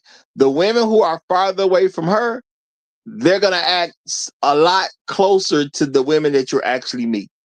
The women ain't that different, y'all. You talk about, people talk about the hive man and all that type of stuff. If you believe that to be true, what's going to make the women that different? So what's the point in trying to do something where you got to, drive a tank of gas out just to even get to her? If I got to drive more than an hour, it's starting to get shaky with me. Now I understand an hour because of traffic. I get that. I get that. Okay. I can understand an hour because of some distance. But if it's more than an hour, yeah, it's starting to be shaky with me. That's just real talk. Because how often do I want to come out there if you're more than an hour from me? I'm definitely not doing it every day. That's for sure. You know, now maybe that's turned into a once a week thing or once every 2 weeks or something like that, but I ain't doing it every day. That ain't happening. Okay, that's just too much drive. That's too much time. Because once I drive an hour to you, I still got to drive an hour back home. It just is what it is. Okay, so way too much to do. So again, when your people are going online, you're putting everything in a woman's control. Yet she never paid to be in a powerful position. Why would I want a woman trying to pick me out between 148 other guys? Just on a random day. I sent a message to a woman. That same random day, 148 guys may have sent a message to her. Now I'm supposed to hope she see my message. I'm supposed to hope she see my profile. And 148 guys is on the low end if she's a 5 and above, like real talk. So with that being said, why y'all putting yourselves through that, gentlemen, trying to holler at bras through the DM? Man, I mean, from an old school man's perspective, I'm damn near 52. That shit is so lame to me. If you can't use your words to holler at a female, then stay the incel that you are. Rock your PS5, rock your Xbox, kick it with your boys, and call it a day. And at least your pockets will get fatter. Well, I don't like to deal with no false thing. Ain't no incels in the black community. That's some white people stuff. That's not going on amongst black folks. And ain't no brothers out here trying to get some and ain't getting it. Okay. And y'all, my thing is this: we can't let what white people going through be our thing. There needs to be separation amongst the people. Now, the white women can come over and mess with us as black men, because if they choose to mess with us as black men, then they got to deal with being a part of our community. So the white women are welcome. You know, at the end of the day, they can get it in. Same as all the other women. You know, because if you ain't black, you're white. So that's everybody. That's Middle Eastern, whoever you think, who believe they not included, you included too. You know, women can shift about because they are not a community. They only participate in the community. So yeah, white women are welcome, but you know, incels is a white man issue, and ain't no point in pretending that it's a black man issue. Now, I have seen stats about people not having sex that are younger, and my thing is, what you want them to do? You know, you got to convince them you worth having sex with. That's your job as a woman. It's not a man's job to establish that. You know, because I tell you what else happened. And why it's a concern for women. When men are not having sex, there's a lot of other stuff they're not doing for women. That's why it's a concern. It's not a man's issue. Young men who are not having sex yet ain't doing a lot for women. They're not taking women on dates. Okay. They're not doing favors for them. They're not trying to help them financially. They're busy with their own stuff. That's why it's a concern for women. You know, and a lot of times we so worried about what women think that we put these issues on men, and men ain't even think about this stuff. A young man who ain't having sex with women is not concerned with some woman's welfare, which means he ain't spending money on her, and he ain't trying to condition her in a place where she's going to be willing to have sex with them. So it's a total drive thing for them as women. That's why they have concern. It's not the young man's concern. He cool. He playing his video games. He having fun. He going to college. He having fun. You know what I'm saying? He's getting his grades up. He's positioned himself to be in a certain place in life. He ain't concerned with her, which is cool at the end of the day. When he's ready, he'll do his thing. But at the end of the day, that's not a man's concern. But the issue is dating is supposed to be controlled by us. Period. You know, me being a younger person than other folks who've been on shows in the past.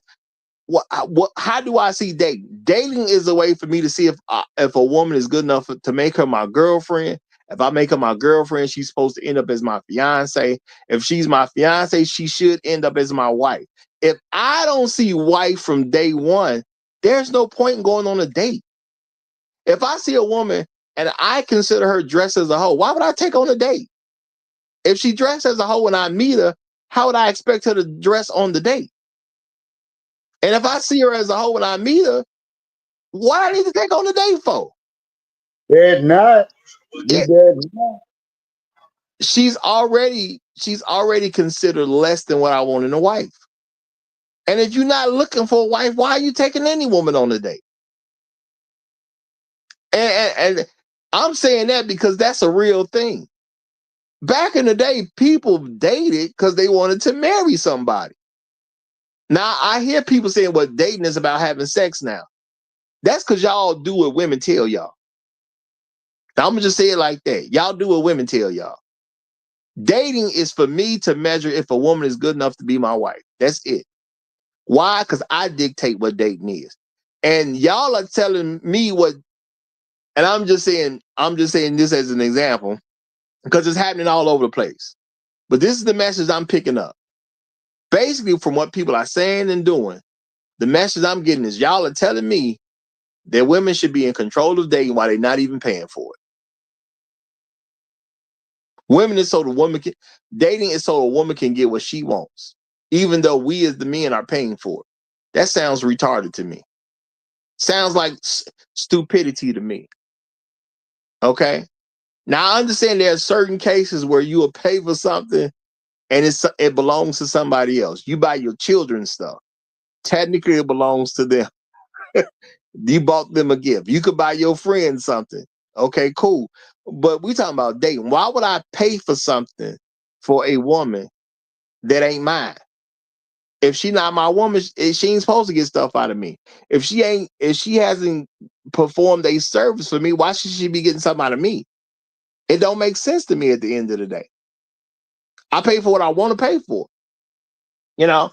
Now, my thing is this. If you just out here giving a random woman some money and you not doing anything with her, I mean, that's on you as a man. I'm not finna trip because it's your money. It ain't my money, so I'm not really gonna trip about it. But at the end of the day, I'm gonna ask you as a man, why? Why are you doing it where you're not getting anything out the deal? What are you getting out of it? You know, and I think that's a real question that a lot of black men have to truly consider because we don't consider it enough. Why are we doing the stuff that we do? And what are we getting out of it that satisfies what we did for it? Because if you want me to drive 2 hours to date you, I don't think you're worth it. I'm just keeping it real. I don't think a woman's worth driving 2 hours for. Okay, I drive an hour. I'm from a big city. I got to deal with traffic from time to time. I drive an hour. But if you're talking about 2 hours away for us to have a relationship, I don't know if I'm doing that. I'm just keeping it real. And some people are like, well, you never know. You might miss your blessing. Nah, not really. No. Because if she thought I was worth it, she'd just come closer to me. Because that's real talk. Okay? Men are the ones who pay for stuff in relationships for the most part, which makes what? Men the prize. If she don't see a person who's willing to do for her as worthy enough to get closer to, then that's on her at the end of the day. That's not on me. I'm the man. Okay? It is a woman's job to make sure she is good enough for me. Okay? I'm doing what I'm doing in life. See, and that's why when even when a guy's out there selling drugs and doing all types of illegal stuff, and people want to say, well, this and that, well, he was doing this and he was doing that, he was the wrong guy. No, that was the man she chose. If she wanted to follow the drug dealer, she can follow the drug dealer, but she's got to accept what goes with the life of drug dealing. And if he's a small time drug dealer, she got to deal with the what goes with being with a small time drug dealer. If he's a big time drug dealer, she got to deal with what goes with being a big time drug dealer. But see, he's a man. He's chosen his path. It may be an illegal path, but he's chose his path. I'm never gonna say it's a man's fault that he's steering her in the wrong direction. No, he's going where he want to go. And she said, I want to be led by this man going in this direction. That's her business at the end of the day. She know what he do. Why would I be judgmental of him when it comes to a relationship when she knows what he does? I don't see the problem. Now you might say, hey, well, they shouldn't be messing with drugs. Okay, cool. Yeah, technically in theory, yeah, they really shouldn't. But once she chooses that path, if she is an adult, what I'm supposed to do about it? She ain't my kid. She don't live under my roof. I can give her advice as a man, say, hey, I would date somebody else. She ain't gonna listen. So why should I care? See, I think a lot of us as men, we so concerned with what women want that we even look at men the wrong way. Yeah, he's selling drugs. Okay, cool. Why are you so stressed about it? That's what he doing. Okay. Now, if he do something illegal around you and you want to call the police, that's on you at the end of the day. And that's on him because that's what go along with being a drug dealer. That's the risk you take. People might pick up the phone and call. It is what it is. That's the risk he chose to take. Not a big deal to me. So I don't care about it either way. I don't look at nobody and say, oh, you snitching. Why you snitch? Snitching is a person who's committing a crime with you and then told on you. That's a snitch. A citizen protecting their home and their community is just a citizen protecting their home and community. Those two things don't go together. If you gonna sell drugs or do anything else illegal, you understand you playing a risk. When a woman dates a man, she's supposed to understand she's taking a risk. When a man dates a woman, he's supposed to understand he's taking a risk. And a lot of men, we so worried about trying to remove every risk from women that we kill ourselves over. Why are you worried about her taking a risk? If she won't take a risk, she should be alone. That's the whole thing. I'ma holler at you. You're going to take a risk by being with me because you don't know what I'm going to actually do. You just know what you're being presented at the time. But the thing is, if you stick with me, because that's what your choice is as a woman, then you stick with me. And then we going to make it how we make it. Now, if we don't make it as big as you wanted us to make it, then you're supposed to be stuck with me anyway. And if we do make it big, then you get the reward of us making it big. But we as men, we want to be comfortable with a woman.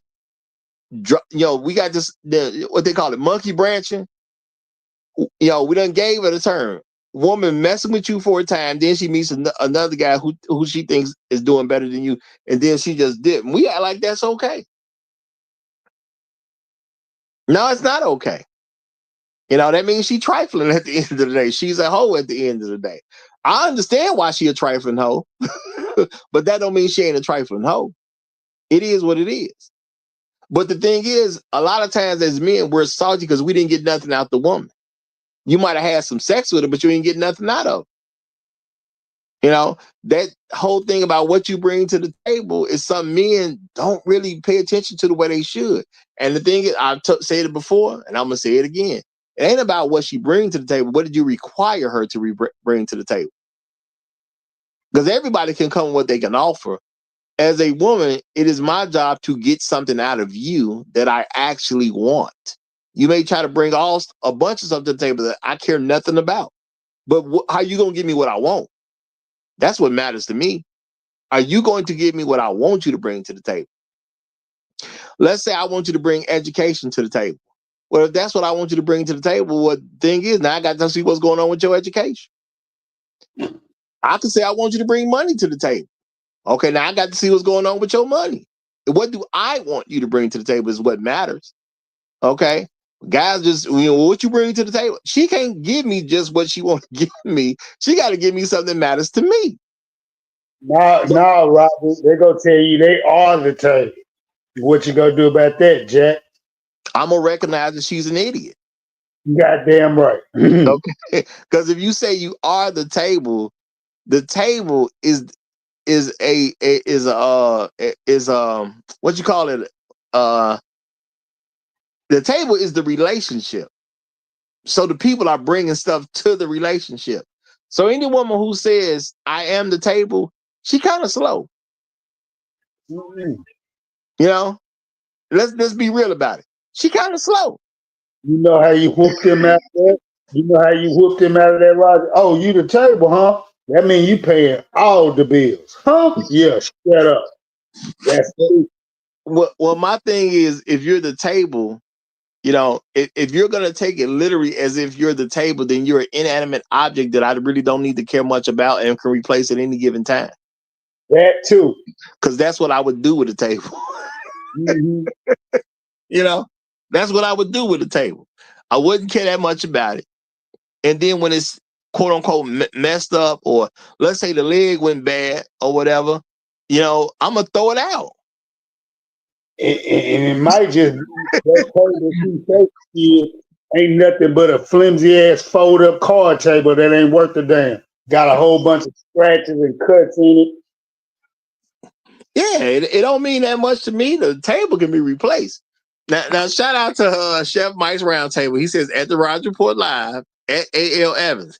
He says, I'm going to ask if she is the table because let's see where he going, y'all. If she is the table because she has a big back, or she is the table because she is down on all fours. Hey, okay. Mike, you adjust this to me, Cat Daddy. I got you. What do you call them tables where you sit at least 8 or 9 people? That's a grand table. She gonna be a grand table. Big back, Jack. One of the tables that, when it was Thanksgiving, your grandmother, she told you go spread the table out and make it bigger so we can. And you be like, oh man, I gotta go fix on this table. Turn it from 4 into 8 section. So now, yeah, exactly. Now, I'm gonna tell you this, Chef Mike. If she the table because she got the big back, I'm gonna say she the outside table. Y'all know.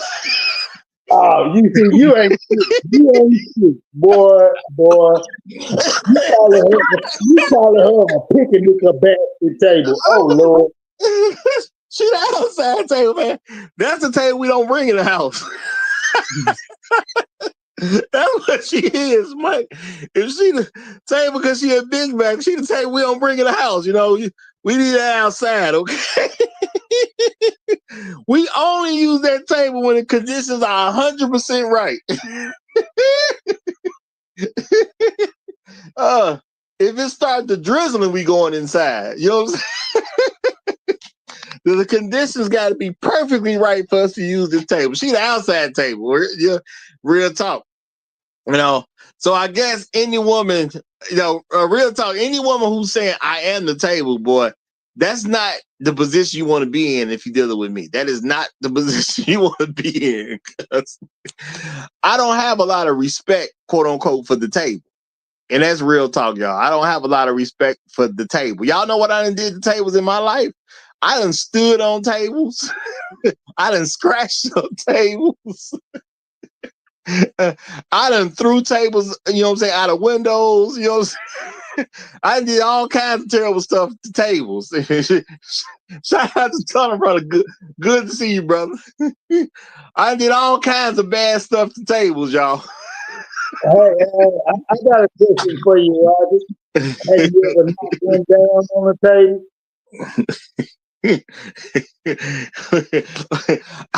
I don't know. You say you did all kinds of things on the table. I'm just asking you a legitimate question. Have you ever knocked one down on the table? Oh, yeah. You use tables for all kinds of stuff. But you know what you always do with the table? Eventually, you throw the table in the dumpster. That's what you eventually do. You throw that table out. That's the eventual thing when it comes to the table. So, yeah, I done did all kinds of bad stuff to tables. So, telling me the table ain't a good thing at the end of the day because I don't got respect for tables like that. You know what I'm saying? I did all kinds of bad stuff to tables. It just is what it is. So not only do I know she's a little slow, okay, she's a little slow. Because the thing is, a lot of women do say that stuff because they don't understand what they say and they just heard somebody else say it. Or, maybe the first woman who said it just wanted to have a smart answer, but didn't actually think about the answer she gave. So she just said the first thing that came to her head, even though it wasn't an intelligent response. Saying I am the table it's just not an intelligent response at the end of the day. And you know what? I'm going to have you bring to my table? Some level of intelligence. They kill me with that. Anytime you ask them something, they always think, if I can say it real quick and real fast and make it smart, I fluster. I win that way. No, that just means you're not bright. Yeah, You're not. yeah. It's just a very stupid thing to say. It just really is at the end of the day, y'all. Okay. So now, as I'm saying though, this whole relationship thing, y'all. Now, I'm gonna say, even though women are complaining about it because they're not getting the attention they want out in the streets, because men ain't quote unquote talking to them in the street. And look, that's something they are suffering. That's on them at the end of the day. So I am not gonna say that I care because I don't. But what I am gonna say is I do see it as a problem that men aren't approaching women because that means they have mentally beaten us down to where they want us to be. Because if you have to approach them on the internet, that is their turf. And why am I saying that? Because you gotta have the right profile pics, you gotta show them the right stuff or whatever, just for them to even give you some level of attention. It's not about who you are as a person, okay? It's only about what you purchased or you rented at that particular point in time. Because that's all you get when you're online. You get to see what somebody purchased or what somebody rented. The outfit that you have on, that's stuff you purchase. You get to see the car they drive. Either it's a rental car or it's a car you paid for. Okay. You see a house. Okay, you bought your house though. All you see is what somebody rented or paid for. They bought it maybe, or they rented it. So the only thing that you really do when you online is you take a measurement of where somebody is, where you believe they are financially. That's all it is at the end of the day. Guys out here trying to show some woman where he is financially and don't even got a real clue about it. So you want to be picked. You want to be picked because of your money. I'm not saying you want a woman to. We want women going after dudes who ain't doing nothing. But I will tell you this: I don't personally care how much money a man would have. If it's my own daughter, I don't care how much money he has. I care about what he's doing. Okay, because your financial level will change based on what you're doing. If you're a person that's in college and you're focused on getting out of college and you trying to get A's and all that, that's a person who tell me their financial level is going to change at some particular point, and it's going to change for the better 9 times out of 10. It's still a risk. You never know what's going to happen in the world, but I got to look at what a person is doing. And guess what? Even a rich man can lose his money, but if he's doing the right thing, he'll get his money back. So I'm not so invested in what a person has. I'm more invested in who they are as a person and what they're doing with their time. Because that's how I believe you make good choices when it comes to mating. Not, what this person got. Because what you got could just be a temporary thing and you could have just got lucky. Y'all ever heard of a thing in music called a one-hit wonder?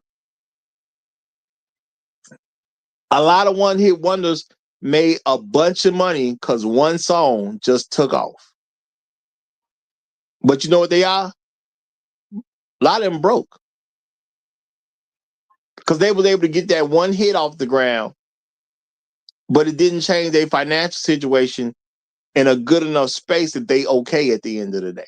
They're struggling because they didn't know how to take care of money. They didn't learn anything about money. They didn't just simply stop spending the money until they learned something about the money.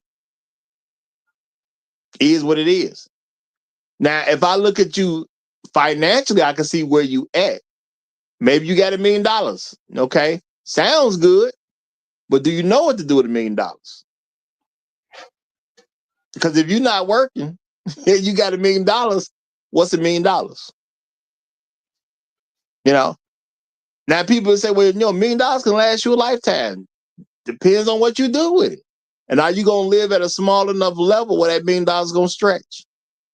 Are you going to live that small and you actually got $1 million in the bank? Now, again, I told y'all before, the average life runner is back on the same job within 2 years.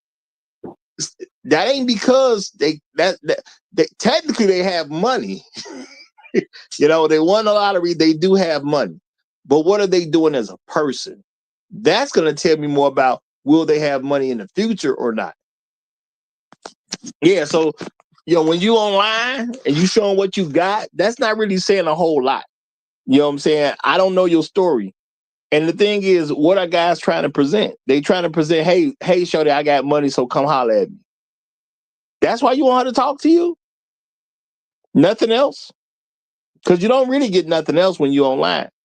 And guess what? You don't even know what you're getting until you actually see the person in person. Y'all know how many people done catfish somebody?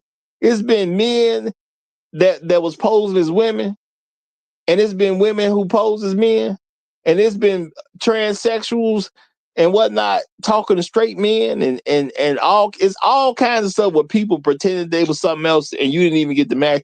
Now you done put 3, 4, 5, 6 months in to talk to somebody just to find out that you're not even sexually interested in that person in the first place. What I'm supposed to do with that? I like a chick. She's sending me all these great pictures and whatnot. Okay. And then when it's time for us to finally get together, now she don't really want to meet because it's not the person they presented themselves to be. Something is wrong.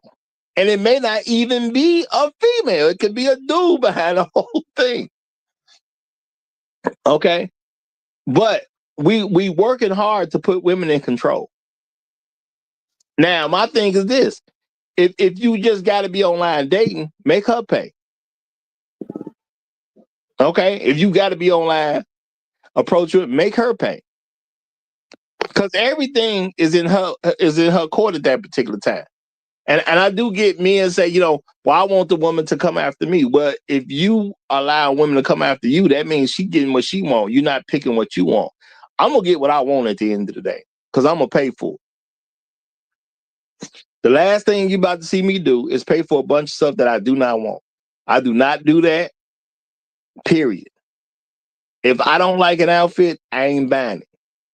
Okay? If a woman says to me, well, can you buy me this outfit? And I don't like it, the answer is no. Just is what it is. If I'm against it, I ain't paying for it. That's just what it is to me. I'm not concerned with how women feel about this. At the end of the day, I'm going to control my money. I'm going to control what I do with it. And everybody don't have to like my decisions, which is why I don't trip about other men making decisions with their money. Because a lot of men, we had this whole argument about, are you tricking off or not? Ain't no such thing at the end of the day. You're a man, you spend your money how you see fit.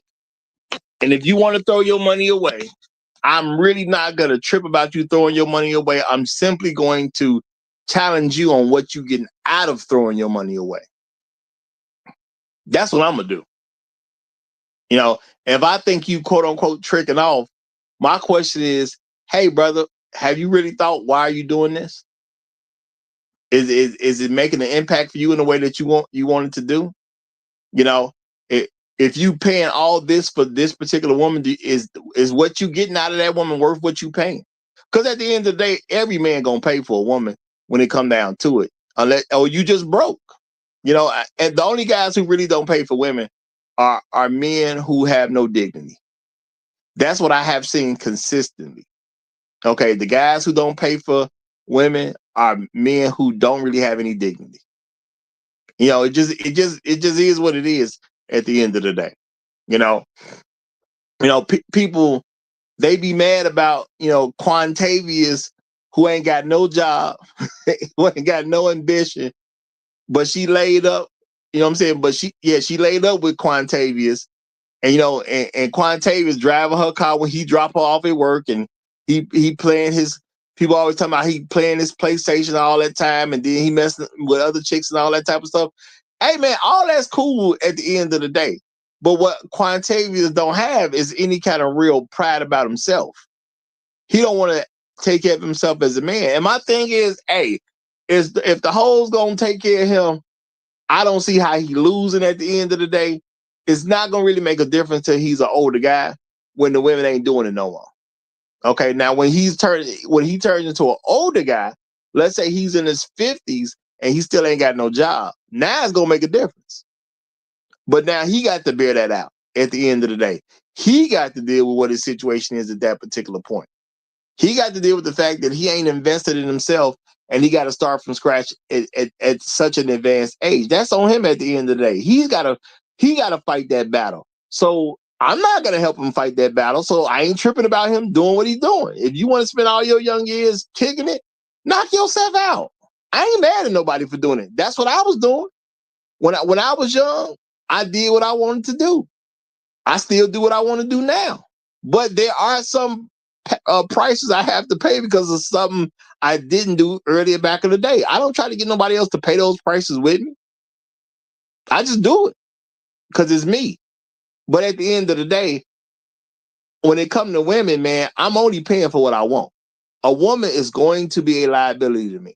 And I do understand that. 9 times out of 10, she's going to be a liability. We don't think of women as liabilities because we still want to have them. But everything is either an asset to you or a liability to you. A child is an actual liability to you because you pay for a child. Okay? Yeah, your actual children are liabilities. But they're your children and you love them, so you do it anyway. There are some liabilities that are just worth it at the end of the day. Okay? They just worth it. So you pay for it and you don't trip. Well, that's how women are supposed to be viewed when it comes to men. I'm going to pay for it. I'm not going to trip. She's a liability to me, but there's enough good stuff here for me to deal with the fact that I'm spending money on this liability. And a lot of women don't like, matter of fact, I've never heard of any woman that liked it when I started explaining stuff to her about assets and liability and how women are liabilities. None of them have liked it so far. But it never changed. That has never not changed. Well, I should say that has never changed. I just say it like that. That has never changed. Okay? Even women who earn money want you to earn more than them because they want to be your liability. Did y'all catch that? Even women who earn money want you to earn more than them because they want to be your liability. It's their goal to be your liability. You know, we don't think about it in those terms. Yeah, I just want to be a housewife. I'm not saying that's a bad thing, but that's a woman with a goal to be your liability. That don't mean I don't want to pay for it. So now I'm gonna pick I'm gonna pick the woman because I'm gonna be the one spending up the money. Okay, I'm gonna pick the woman I want because I'm the one. If something goes very south, yes, I'm the one expected to put my life on the line. Okay, yeah, so I'm gonna at least do that for the woman I want to do it with. I'm not going to pick some woman that I'm not attracted to and take on the responsibility that if things go south, I got to put my life on the line. Now, I get it. A lot of people don't necessarily expect to have to put their life on the line, but there's a lot of other things that come up too. If I have children with this woman, I got to make sure these kids are straight. So I don't want to have to be explaining myself to my kids why their mama is in such a terrible situation or their mama is coming off as such a terrible person. I'm not going to have to apologize to my children for who their mother is. I have no plans of that. Yeah, y'all, I'm sorry I had you by a scallywag. I know your mama trifling and all. I knew that about her when I got with her. My bad. I ain't finna go through all that type of stuff. No, I want a woman with some actual good character. Okay? I want a woman my children will not be ashamed of. When they go to school and their mama gotta go with them, I don't want them being embarrassed about who their mama is. Now, I don't deal with embarrassment like other people because I ain't really embarrassed about nothing, but I do understand children will be. Okay? So I don't want my children embarrassed about who their mama is at the end of the day. So women are going to be liabilities. There's some liabilities worth having, and there's some liabilities that aren't worth having. When you bought the car that you wanted, I'm not saying your first car, and for some of y'all, it may have been your first car. But how did you feel when you got the first car that you actually wanted? Okay? You paid that car note for that car. Technically, that car is a liability. But you was good with it because that's what you wanted. You finally bought the car that you want. I'm saying the first time, I'm not saying it got to be something super expensive. I'm just saying the first time you got the car that you wanted, you was good with it. And even if the car that you wanted, you paid for in cash, when you paid that cash price, you was good with it because you got what you wanted. Okay? So for me, if I'm going to date women, I'm going to date the one I wanted. Okay? I'm going to date the one I wanted. It just is what it is. I'm not dating the one I don't want. Okay? You hear women say all the time, well, I don't want to lower my standards. Women don't have standards. They're not paying. They ain't got no standard. Now, number one, in real talk, black women ain't got no standards in general. Let's just keep that real. Black women don't have standards. Just keep it real. They just don't have standards. And if you want to think in general, do women have standards? If women had standards, how could we ever have a situation where a man had a woman who was quote unquote out of his league? How could that even be a concept if women had standards? Because you could never get a woman that's out of your league if women had standards. Because the standard is a standard. A standard is not something is here right now and then it goes away tomorrow so the right guy can get in and then he comes back the day after tomorrow. No, that's not what a standard is. You go to an amusement park, it says you got to be 4 feet tall to ride this ride. That's a standard. That means anybody who's 3'8" can't get on the ride. And it's an amusement park, But it says you got to be 4 feet to ride this. You got to be 5 feet to ride this. Okay, you ain't gonna usually see nothing 6 feet, but you'll see something like you got to be at least 4 feet or you got to be at least 5 feet to ride this ride. And a standard mean ain't nobody under that getting on this ride. So women don't have standards. That's number one. Men have to accept that women don't have standards. Women just can get with the men that allow them to get with them. So men have standards. That's number one. Okay. Then, women say, well, I have to lower myself to be with him. You cannot lower yourself. You're a woman. I'm already higher than you because I'm a man. That's just how it is. And if a woman cannot accept that we're not equals, then she shouldn't be there. Be real with yourself. Are you looking for a partner? Because if you was looking for a partner, that means you're looking for an equal. Is your woman going to be equal to you? And if your woman is your partner, meaning she's your equal, that means as a man, you are not the leader. Y'all wonder why women are always out here talking about they're looking for a partner. Because she's not looking for a leader. She looking for somebody that she can do what she want to do with. And then when it goes south, she can blame them for it. That's why she wants a partner. I want to make the rules. And when it goes bad, I want to blame somebody else. So, of course, they're going to look for a partner. I've never looked for a partner. I would never look for a woman to be my equal in any situation. See, when we go ahead. Roger, I ain't your partner. That's what I tell him. I ain't your partner. I'm your man. God, man, woman, child. Period, point blank. If you can't get with that, bye-bye. Yeah. Now, I'm sure a lot of guys didn't heard about the expression, that's my partner right there. See, when I say that's my partner, I'm always referring to a man. See, a man can have an equal position with me. Let's say we driving down the street. Okay? Let's say it's two couples, right? I'm one of the couples I'm driving. I done picked up my friend. He got his woman with him. It's two couples in the car. Let's say we have a flat tire. What's going to happen realistically? The two men going to get out and change the flat. That's what's going to happen because we partners.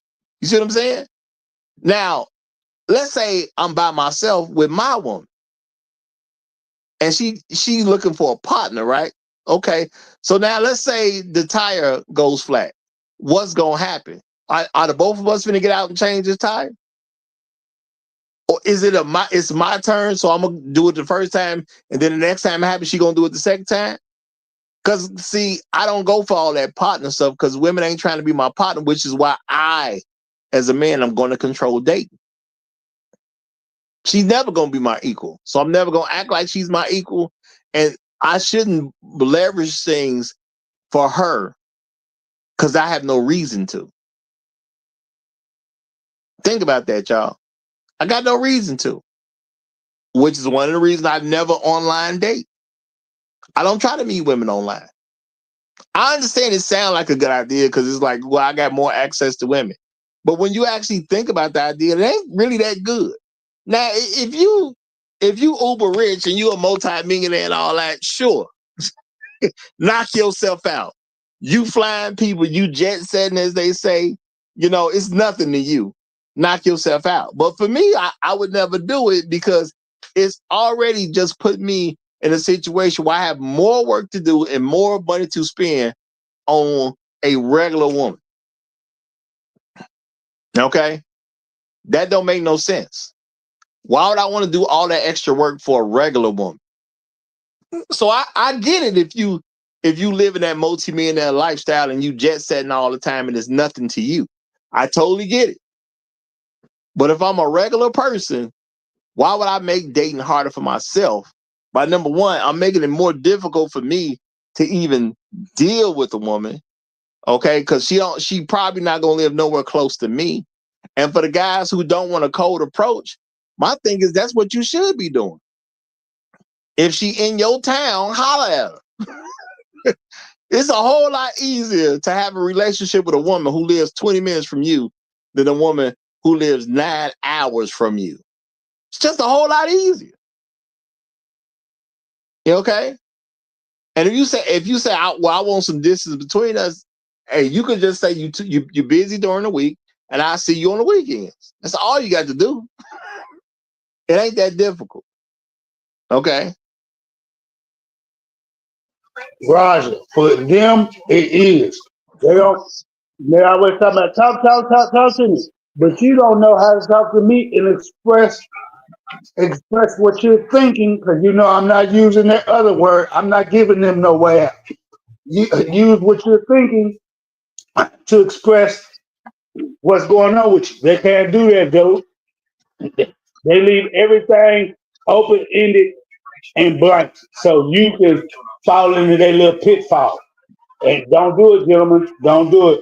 Say what you mean what you say, and you make her take accountability for every word that comes out her mouth, whether she likes it or not. But I digress. And you know what? That's the issue too, because we do allow women to talk in these ambiguous ways where nothing is final and nothing has a true meaning or understanding. Why are we letting them get away with that? You just don't. You make a woman make a decision. That's part of your job as a man, to help a woman make a decision. That's what you're supposed to do. I know they're not used to it, and I get it. Okay. Now, shout out to Inspired Truth Broadcast. Appreciate it. He just sent in the $5 cash app. Thank you very much, my brother. Thank you very much. Appreciate it big time. Appreciate it big time. Okay. Now the thing is, you gotta make women stand on something, because that's not just what they're naturally gonna do in society when their whole goal is to manipulate men into getting what they want. That's what women have been doing since they've been born. Okay? Even girls that was raised by their fathers try to manipulate their father. It's a natural thing to them. Okay? It's a very natural thing to them. Now, let me see what he's saying here. Now, Sirius Ross said, if you're going to be a partner with her, why you need a marriage license? Well, this is the thing. If you talking anything about partner, why are y'all having a relationship? Because this is the thing, y'all. If somebody's your partner, they supposed to come through no matter what. They gonna have the same burden I'm gonna have. I remember talking to a friend of mine at the time, and we was talking about doing a business together. And I was explaining to him, now, understand that if we do this together, you are just as responsible as I am. That means I don't want to hear no excuses about what your wife done did. I don't want to hear no excuses about what your kid done did when you're not holding up your end of the bargain. You're not going to be allowed to use family to tell me you can't do what you're supposed to do if we're going to do this together. You see what I'm saying? I had a serious talk about a person, about those issues. You can't use your family as an excuse. Now, y'all, I do understand family is important. And I say all the time, there's two excuses that actually matter, and that's death or hospitals. If somebody is close to you and they die, I understand you're not keeping your word. Okay? If somebody is very close to you ends up in a hospital, I understand not keeping your word. But everything else is not on the table. So I'm saying, look, man, you got a wife and kid. If we want to do this together, understand you can't be using your wife and kid as an excuse. Now, if his wife or his kid would have ended up dying or going to the hospital, sure, I can accept that. But just from a general position, you can't just throw your wife and kid up there and say, "Well, I couldn't do it because my wife did this, or I couldn't do it because my wife did that." That I'm not trying to hear that, because if we're gonna be partners, you have to be just as responsible as I am. That's just the way it works. I can't have a relationship like that with a woman in America because women in America don't even think in those terms. So how am I have a relationship with her? So why would I do anything to give women leverage, as someone may describe it, or to do anything extra to help a woman out? No, I'm gonna pick what I want. The only thing I need to understand is, am I willing to pay for this chick? That's it. We're going to date where I want to go because I'm gonna pay for it. Now, I'm not saying a woman can't pay for a date. When a woman does pay for a date, we can go where she wants to go. And I know some guys, they make that an issue. Well, a woman should pay this, or a woman can pay the tip. And don't none of that mean anything to me. If a woman wants to pay, she could just pay for a date. And when she pays for the date, she can pay for the date. That means pay the whole thing. If she's not trying to pay for the date, then just sit down and enjoy the experience that I allowed you to have. That's it. We as men, we keep trying to help some woman be in a position she ain't even supposed to be in. Or I'm gonna say you keep trying to reduce yourself as a man into a woman. I don't need no woman to get no tip when we go somewhere. If she want to give a tip, she can give a tip, but I don't need her to. Why? Because I'm paying for the date. Which means we're going to where we want to go, and I'm gonna have a great time. Now, I understand people will say, well, what about your woman's feeling? Anytime she wants to do something where she wants to go, she is totally allowed to pay for a date. I'm not going to say no. If she paying, I'm going. It is what it is. If she wants to, quote unquote, treat me, she can. And I'm not going to ask her where we going. We're going to do what she want to do because she paying for it. My thing is to have a good relationship with her while she paying for where she wants to go.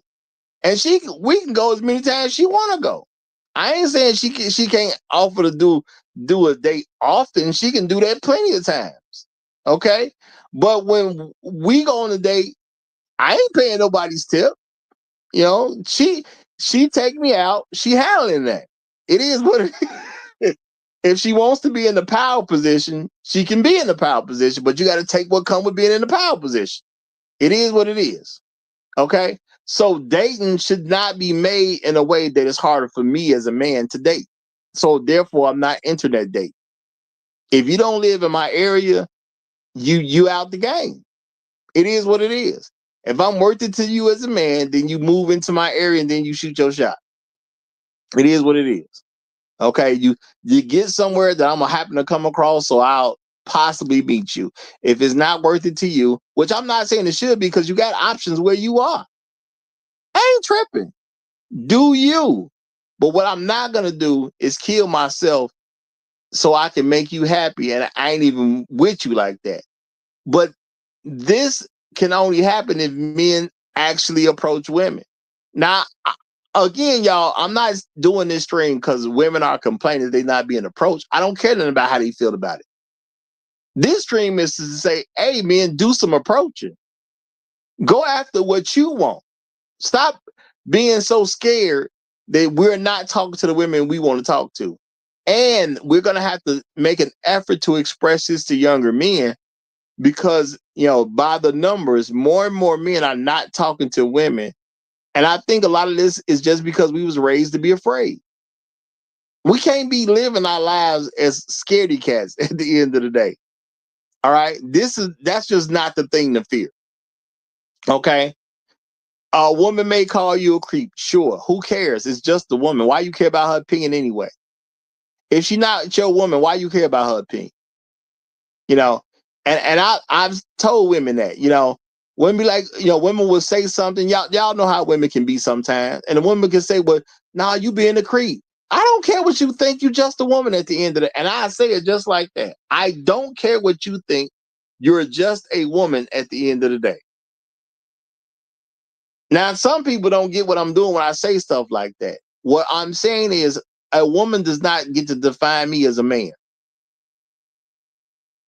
Period. She don't get to define me as a man. Way too many black men, you allow women to define you as a man. That's why y'all talk about that alpha stuff so much. Well, I'm an alpha. Alphas was about men dealing with other men and what man is going to be in the head or lead position. That's what an alpha was, a man that led other men. It had nothing to do with women. But women say, well, he's an alpha because he can have sex with us. So y'all worried about being an alpha because you worried about what some woman's opinion about you as a man is. How you going to be a man, but you worry about some woman's opinion about what makes you a man? If men are the leaders, that means women don't get to define what men is. Or I should say what men are. Okay, women don't get to define that. We define what they are. In order for them to be a woman, they have to meet our standards. We make our own standards about what men are, and they're not included. So if you think you're an alpha because some woman approved of you, you're not a man. Because that's all you're saying at the end of the day. Some woman approved of you. Why would I care that some woman approved of you? Women approve of all kind of nonsense. So it just don't make sense at the end of the day. Which means, why on earth would we allow women to control dating? And we paying for it. It's actually somewhat disgusting the way men pay for dates, but we try to do everything according to a woman. And yes, getting online to approach women is doing it the woman's way, because she wants to check you out before she'll even talk to you, because she wants to make sure you meet her standards instead of the other way around where she meets yours. And she's trying to get you accustomed to her being in charge. She is in the power position. It don't make sense to me. Okay, but y'all keep playing that game if y'all want to. But I guess I'm pretty much done with this one. We can cut out a little bit early today because we ain't having much being said. Do either one of you want to get anything else out before I go? Because I could use that extra half out. So, Emperor, any last words you want to say? Okay, I'm gonna think Nah. maybe he stepped away.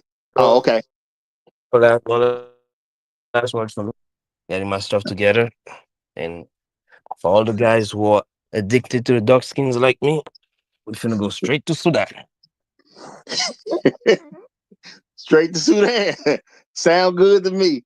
Oh, right, so, hold on. So that's what it is? I thought they was in the Congo in Nigeria. Oh, but you say the Sudan is where they at, huh? Okay. All right. I They, feel that. they are tall over there. They tall. Oh, you want them tall. I want them short and frumpy and thick. I don't want them tall. All right. Any last words on the subject of the show, AL, for you? Man, look, I'm going to tell you like this. Everything you've been saying is gospel. It is true. You ain't told no lies. And look, bro, you got to stand on your square when you're about your business or carry yourself in this world. They ain't gonna like where you coming from. They ain't probably gonna like what you're saying, but guess what? If they want to be a part of your program, they gonna have to follow the line. And they gonna have to follow their leader. Because guess what? Contrary to popular belief, a rib cage can never be the head, and only the head is the leader. Period, point blank. But I digress. You got it. Long live the habitual lies, Everybody knows he's Roger. Everybody knows he thinks he's right. So we are. Y'all, and I'm just gonna say real quickly, y'all, start talking to these younger cats, man, and tell them start approaching some women. Stop letting them do this online.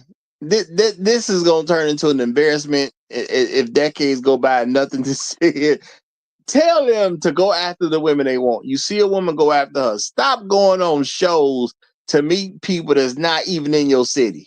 It don't make sense. At the end of the day, it just don't make sense. And truth be told, if somebody was really trying to look out for your best interest, they could set up a show where, hey, everybody on this show happens to be from New York. Everybody from this show happens to be from Salt Lake City. Everybody on this show happens to be from Arkansas. Well, Little Rock. Same shit. They could do stuff like that if they wanted to. They just don't. Because as a man, they don't think you're worth it. And it just is what it is. So we got a peep gang, y'all. But I'm gonna get on up out of here. Y'all have a great rest of y'all day. I'm gonna come back tomorrow with some more fire. If you're new, make sure you like and subscribe to the channel if you like this type of content. Because you ain't gonna get nothing else better on the internet anyway. Let's just keep it real. You ain't gonna get nothing better anyway. So make sure you subscribe. We do this at 9 a.m. Central Time. We in Chicago over here. I know you could be in some other place, but Chicago time, 9 a.m., not your time. I'll see y'all tomorrow. Long live the habitual line steppers. I'm Roger. I'm right. And I'm out. Yay, yay.